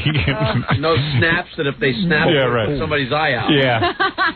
And my mom wore a girdle every day. I mean, like, she would, even just around the house? Just hanging out, she'd wear a girdle. That's what women did that, right? Your mom too, right? Every day. Yeah. I know because I saw them in the wash. Right. Big, and those girdles were like... Well, they're like 2 feet long. Yeah. and they're bigger than our panties. And they have these big, disgusting seams on the side that like zigzagged across. Yeah, you because... used to zip your mother up. I used to zip up her dress. Yeah, that stuff I had to do. Bulletproof vest. But the girdles were like incredible. They always used to crack me up because at one point they didn't have the panty girdle was a big deal when that came out. Yeah. First, the girdles were just these big rubber things. Yeah, they're rubber. That you slid into. Yeah. And then they had those little things for your stockings. Yeah, little attachments. On the bottom, so that you could hook up the stockings to that. And somehow the stockings were always all ripping. Work together to keep everything in place. And my mom's stockings were always ripping. Remember, that was a big issue. Yeah. Every day they'd rip. And she'd go out and buy one pair. I'd be like, Mom, get a brain in your head. Buy a carton. Right, because you're always tearing. Yeah, right. One pair of stockings. Fix them with clear nail polish. Yeah, nail polish, the whole thing, the girdle, and they'd attach to the girdle with the straps and the... It's like, wow. And then there was a big... How about losing weight so you don't have to wear a girdle? No, that never occurred to I'd anybody. rather have runs every day. But I remember when the panty girdle came out, because they're like, I don't know, the panty girdle, something between your legs all the time. Yeah, excellent. Weird stuff. Not a pleasant sight growing up. No. That sounds very odd that boys had to go through. In fact, I think I remember now that you mention it. No wonder we all hate women. I'm very surprised Yeah. that you know this much. No wonder we want to chop women up. If I remember correctly, the way it worked in my house was my mother had the big long girdle. Right. And then she had pantyhose that went over the girdle. She didn't have the ones that attached. She would wear pantyhose over them. But pantyhose were recently, I mean, they're not new. They're not old. Rubber. They didn't have pantyhose. All they had were stockings. Right, poor men. Maybe I was 15 or 16. Poor men have to, deal with that. Deal with it. Can you imagine you're going out with a girl and she's wearing all that stuff? Yeah, all that gear. Yeah. Never getting a How pants. do you get anywhere? I don't know. Did you have any of your mom's friends you used to look at? No, not my mom's friends, but I remember being in high school and kids would have parties, and there was this one girl who was really cute, and then we go to her house and her mom was like really, really cute. Yeah, well, I had that. Friends who had cute moms, but my mom's friends I used to check out. There was one person, actually. Yeah. She was really, really, really well endowed. And she probably wasn't even that good looking. She was actually she probably, if I was like 10, she might have been in her middle 30s. Yeah. But she seemed like 18 to me. Right. She seems a lot younger than your mom. Yeah. She had a killer body. Right. I remember that. When you were like in junior high or something, if a woman had really big jugs, she rarely made it to her face. Right. I know.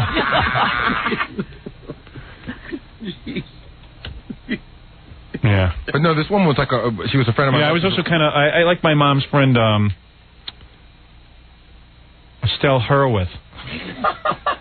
These names. Yeah, there's another Estelle. Yeah. How do you pleasure yourself to the name Estelle? No, I didn't pleasure myself to these women. I mean, I was too little even, I think. I just dug the way they looked. I used to get excited when my mom would say they were coming over. And then, you used to dress up for her? No, I just show off a little. You made sure you were there. Yeah. Just want to be around. I remember I once did something really embarrassing. What? My mom's friend was coming over, Estelle Hurwitz.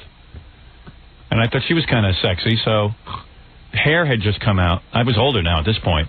And you know that song, Masturbation Can Be Fun? Yes. On the Hair album? Sure. I sat on the steps and started singing it to her and my mom. Because I knew all the words. Uh-huh. How'd Joined that the go holy over? orgy, super drama. Everyone. I was sitting on the steps singing it. I don't know. They must have been real embarrassed. But I was showing off.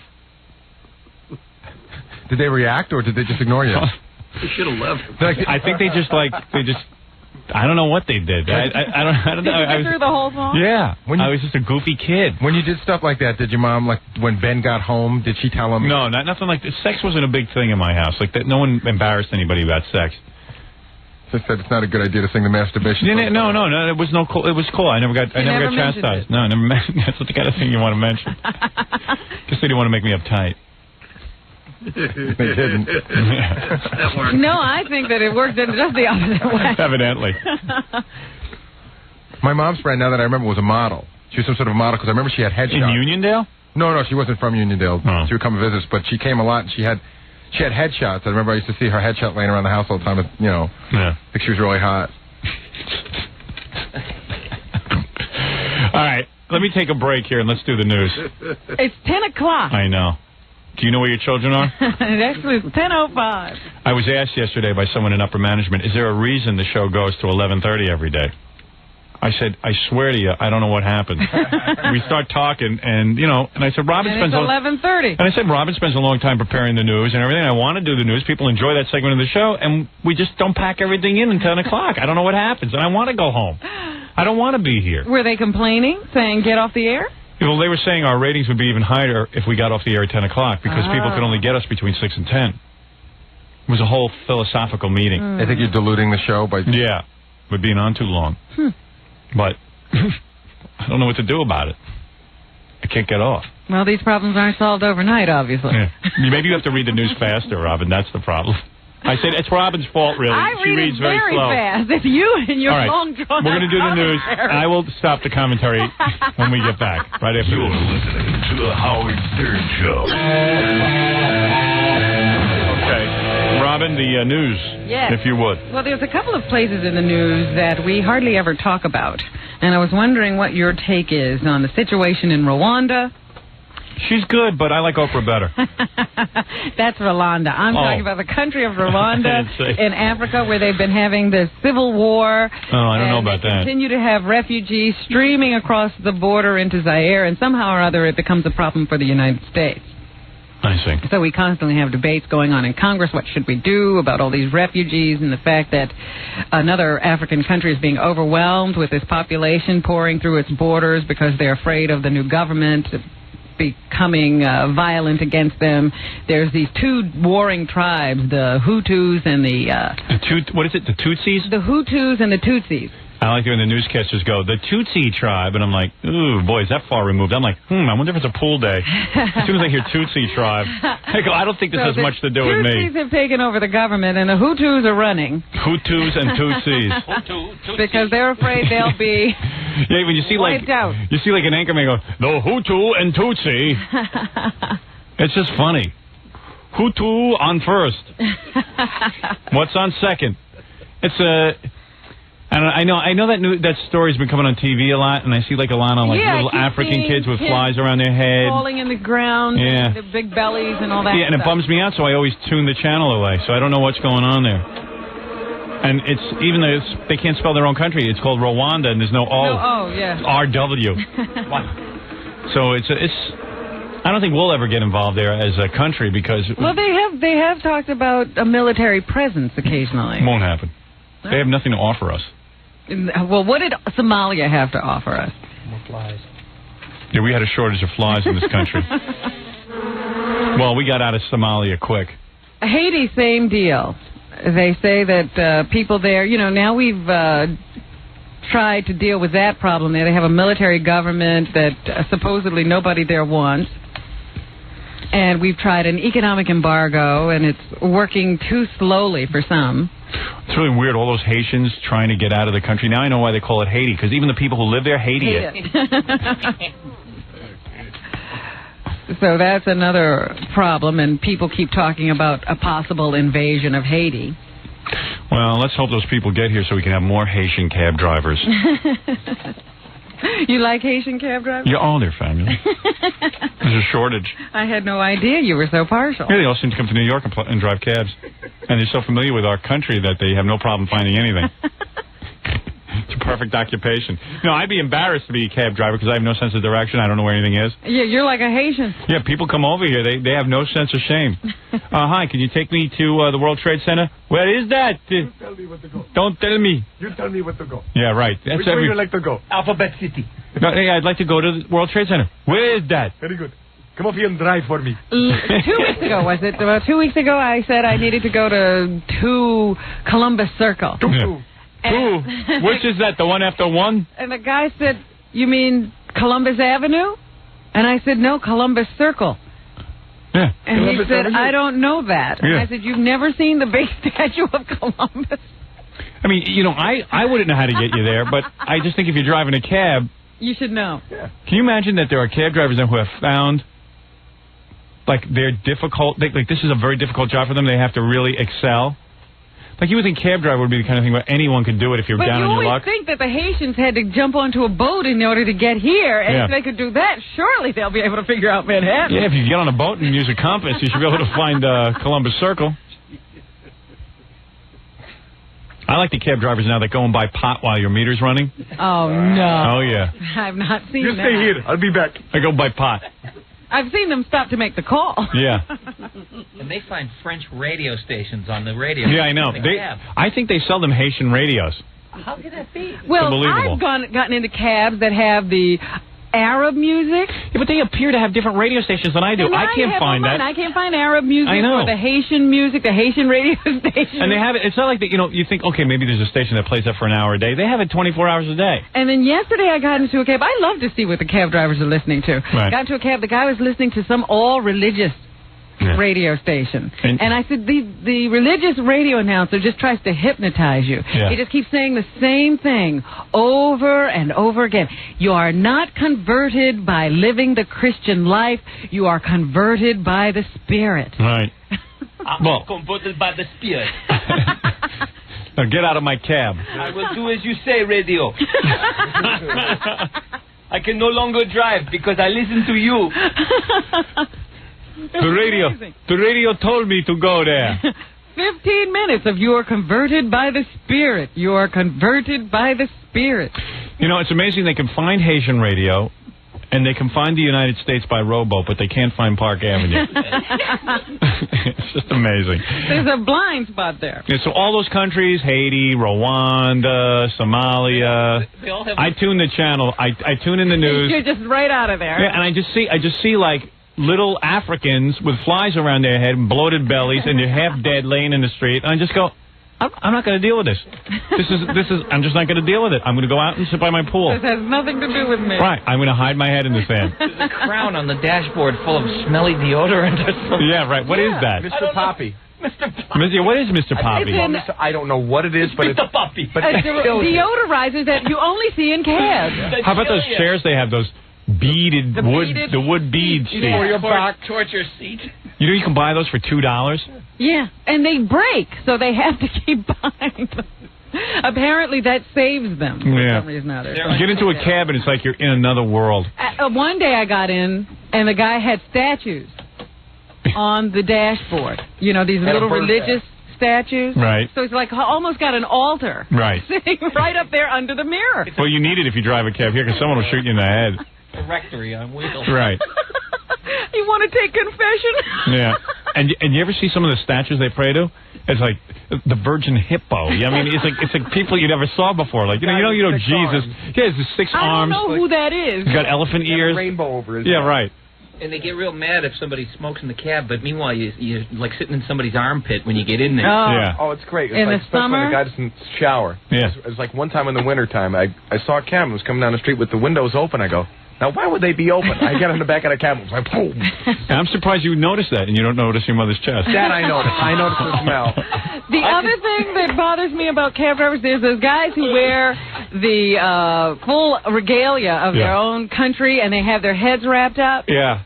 And they seem to be talking on that two-way Yeah. radio all the time. Yeah, they love it.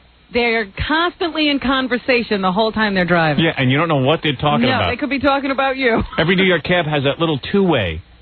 And they're Taj Mahal 1. and huge turbans. Huge turbans. Yeah. Or hides the antenna. And the scent wafting. I think they keep that that scent, Mr. Poppy? that Mr. Poppy under the turban. What is it, Baba Fooey? See, didn't you always get the impression on those two-way radios, Robin, that there's a bunch of guys and they're all related? Yeah. Like brothers and uncles and I think cousins? it's a family. Yeah. And they just yell at each other on the two-way because they yell. Yeah, they always have it up loud. They get the radio going, and then they get the two-way going at the same time. Yeah. And they all the cab drivers appear to be listening to the two-way. They're not even necessarily talking into it. No. They're just listening, and all you hear is bad music and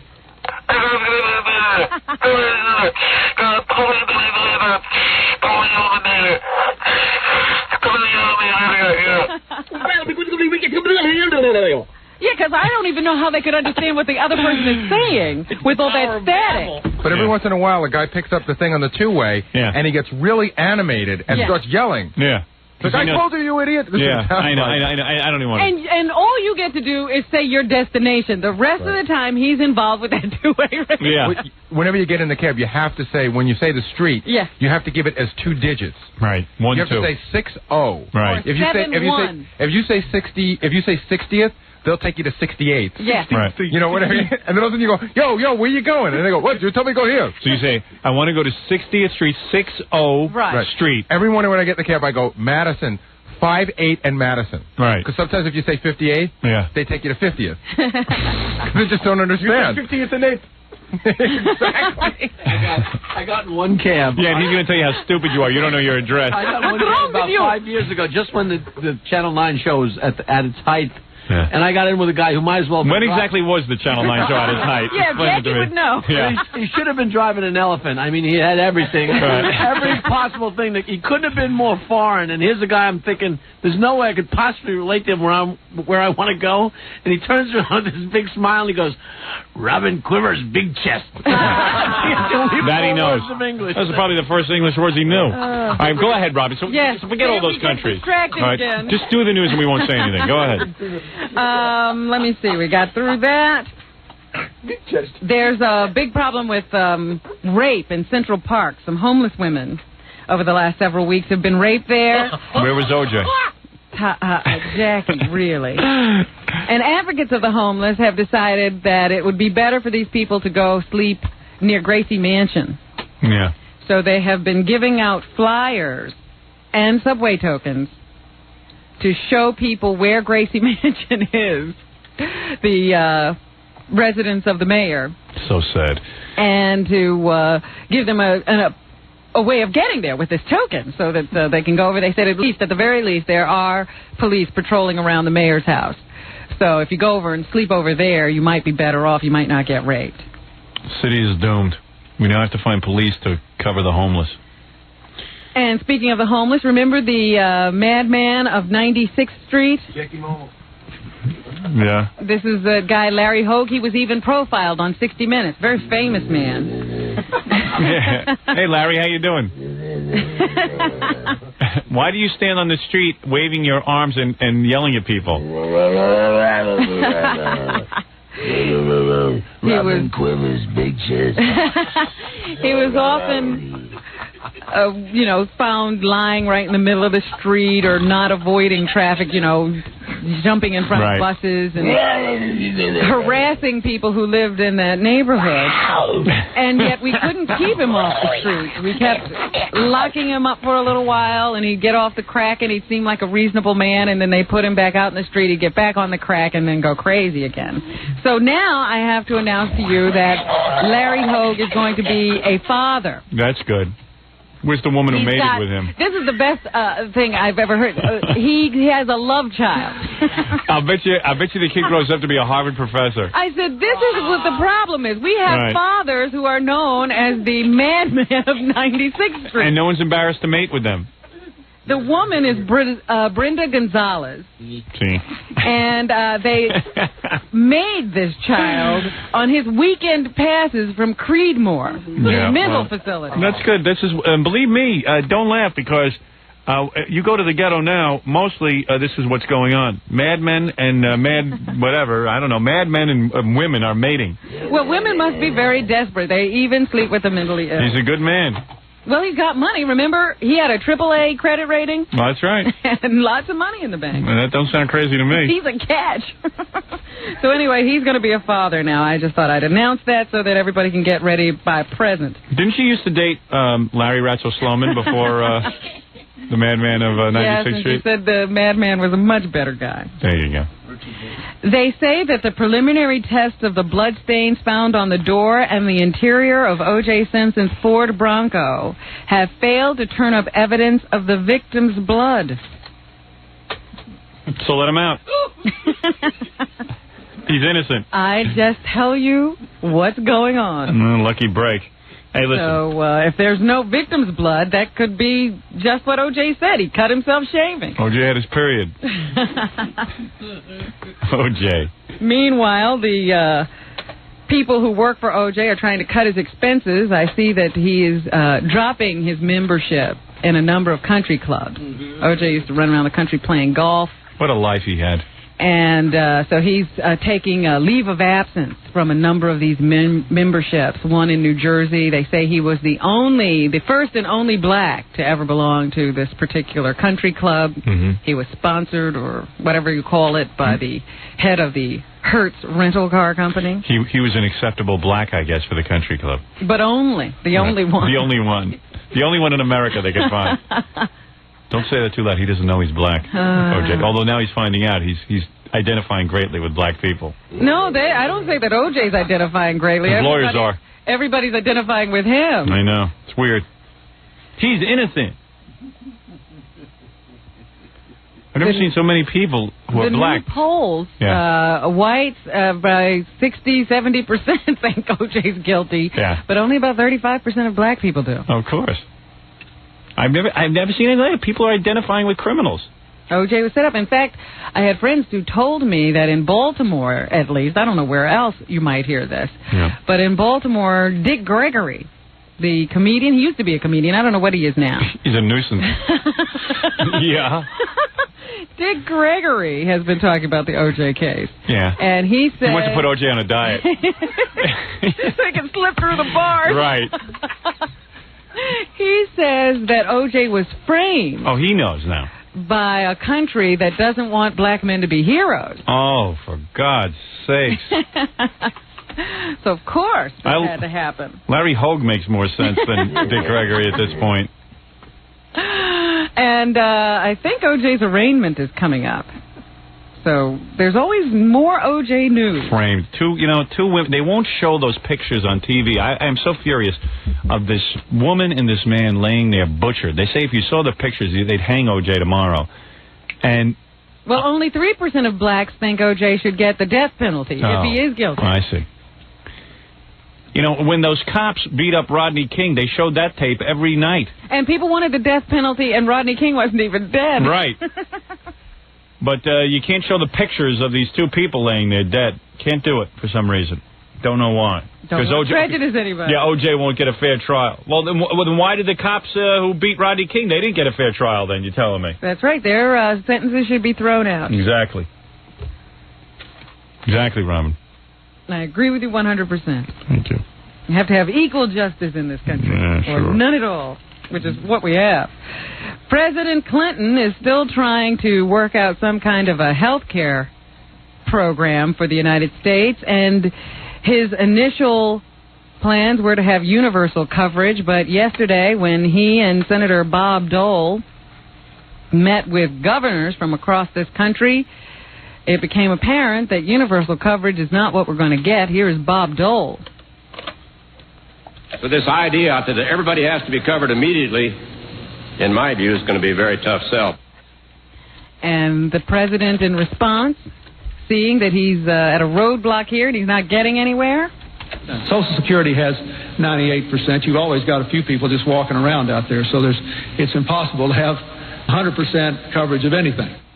So he's going to give up on that issue, I suppose. He's looking to compromise and get some kind of a health care bill through. Meanwhile, yesterday, a man was picked up after threatening the president's life. Jackie Marlowe. His name is Paul Walling. He was armed, he was angry, and he bragged that he had seen President Clinton in the crosshairs of his rifle scope. The Secret Service hunted him over 3 states. He told a police officer that he wanted to shoot the son of a bitch, referring to the president. He thought that the president had messed up the country, he and Janet Reno, by trying to take people's guns away from them. Yeah. Cops found 27 fully loaded weapons in the back of his car when he was arrested. Doesn't make a real good argument. Well, obviously you can still get guns. Yeah. He bought these guns with bounced checks. No kidding. At his home, they found 15 more weapons and a huge stash of ammo. So what's his problem? That man. Seems to be able to get all the guns he wants. So anyway, they found him and arrested him. He's being held on $250,000 bail. He should marry O.J. in jail. Back to O.J. for a second. There are a large number of people who feel that O.J. cannot get a fair trial in Los Angeles. I don't know why. So we'll try him on Mars. Who cares? But black leaders in Los Angeles met with the district attorney yesterday to make sure that O.J. is taken care of. Why would black leaders want to be identified with a horrible crime like this when there are so many black people out there who need their help?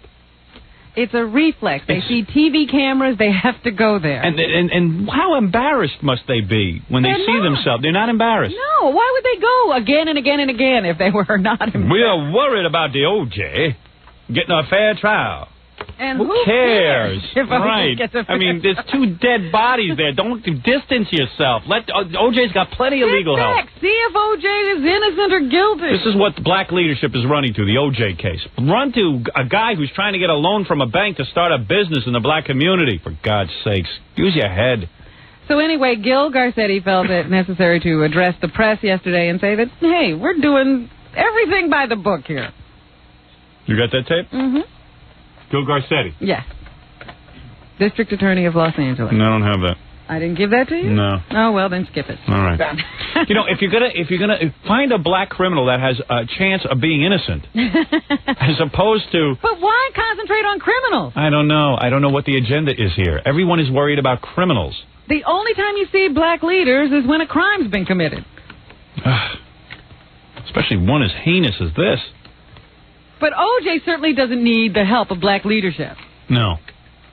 He's the last person on earth who needs any help. He's got the money for the legal defense of a lifetime. You bet. If they don't get him a fair child, he should not pay them. John Candy's final film, Wagons East, will be released on August 26th. You said it would never come out. This is the one he did with Richard Lewis. Well, it really isn't coming out. Well, read the rest they're of the article. Not going to publicize it. They're not going to publicize it. It's going to be a limited theater thing. Just dumping it for a second, and then I guess it'll go right to video. Yeah, it's not good. But they can call it a movie because it actually appeared in theaters. But, hey, this was Richard Lewis's comeback film. Comeback. I feel so bad. We don't even hear from Richard Lewis anymore. Is he upset with us? He must be. Either that or he just...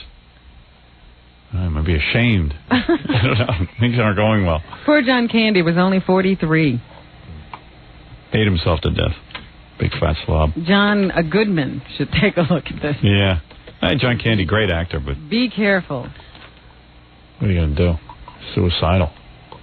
Yeah, why did he want to eat that much? I mean, what could have been... Tastes good. Could have been wrong with his life. I don't know. And he ate a lot of garbage. He didn't even eat good food, that guy. Remember what he ate in his trailer? Do you remember? You did the story on that. Yeah, it was just tons and tons of junk food. Yeah, candies and like marshmallows and stuff. Yeah. There was something in the paper, well, if I start on this, you'll never stop talking, so let me take All right, I'm not going to say first. anything. There's something in the paper about you today. No, it says, Stern loophole in the Daily News. I wonder what this all means. I didn't understand this. A Washington, D.C. Court of Appeals ruling on a seemingly minor point of bureaucratic procedure could dampen Federal Communications Commission attempts to levy nearly $2 million in fines for allegedly indecent Howard Stern radio shows. The court decided that the FCC's 1991 standards for assessing forfeitures constitutes a rule and not a policy. That would mean that they must open this rule to public comment before it can be adopted. Yeah, I think people are sleeping through this because that's why I didn't read on the... I don't understand it either. Well, I'm reading it because it's so complicated. You're supposed. This is something you're supposed to be able to follow. I know. Anyway, I think what they're saying is they messed up procedurally at the FCC. When they find me, but I don't put much hope in it. Maybe they'll have to throw out the fines. The FCC is now trying to figure out on their own. Good. Well, I think there's if a couple... they should throw out some of these fines. They say it only affects fines that were levied against you after 1991. Well, I think what's happened here is that everyone has been... there was one guy on the FCC, an old guy, who really got carried away with an abuse of power and went after me. And now there's a whole bunch of new commissioners who just see that there are so many more important things on the agenda to sit here with this radio show that is clearly not indecent. To go to court and waste the taxpayers' money over me is absolutely absurd.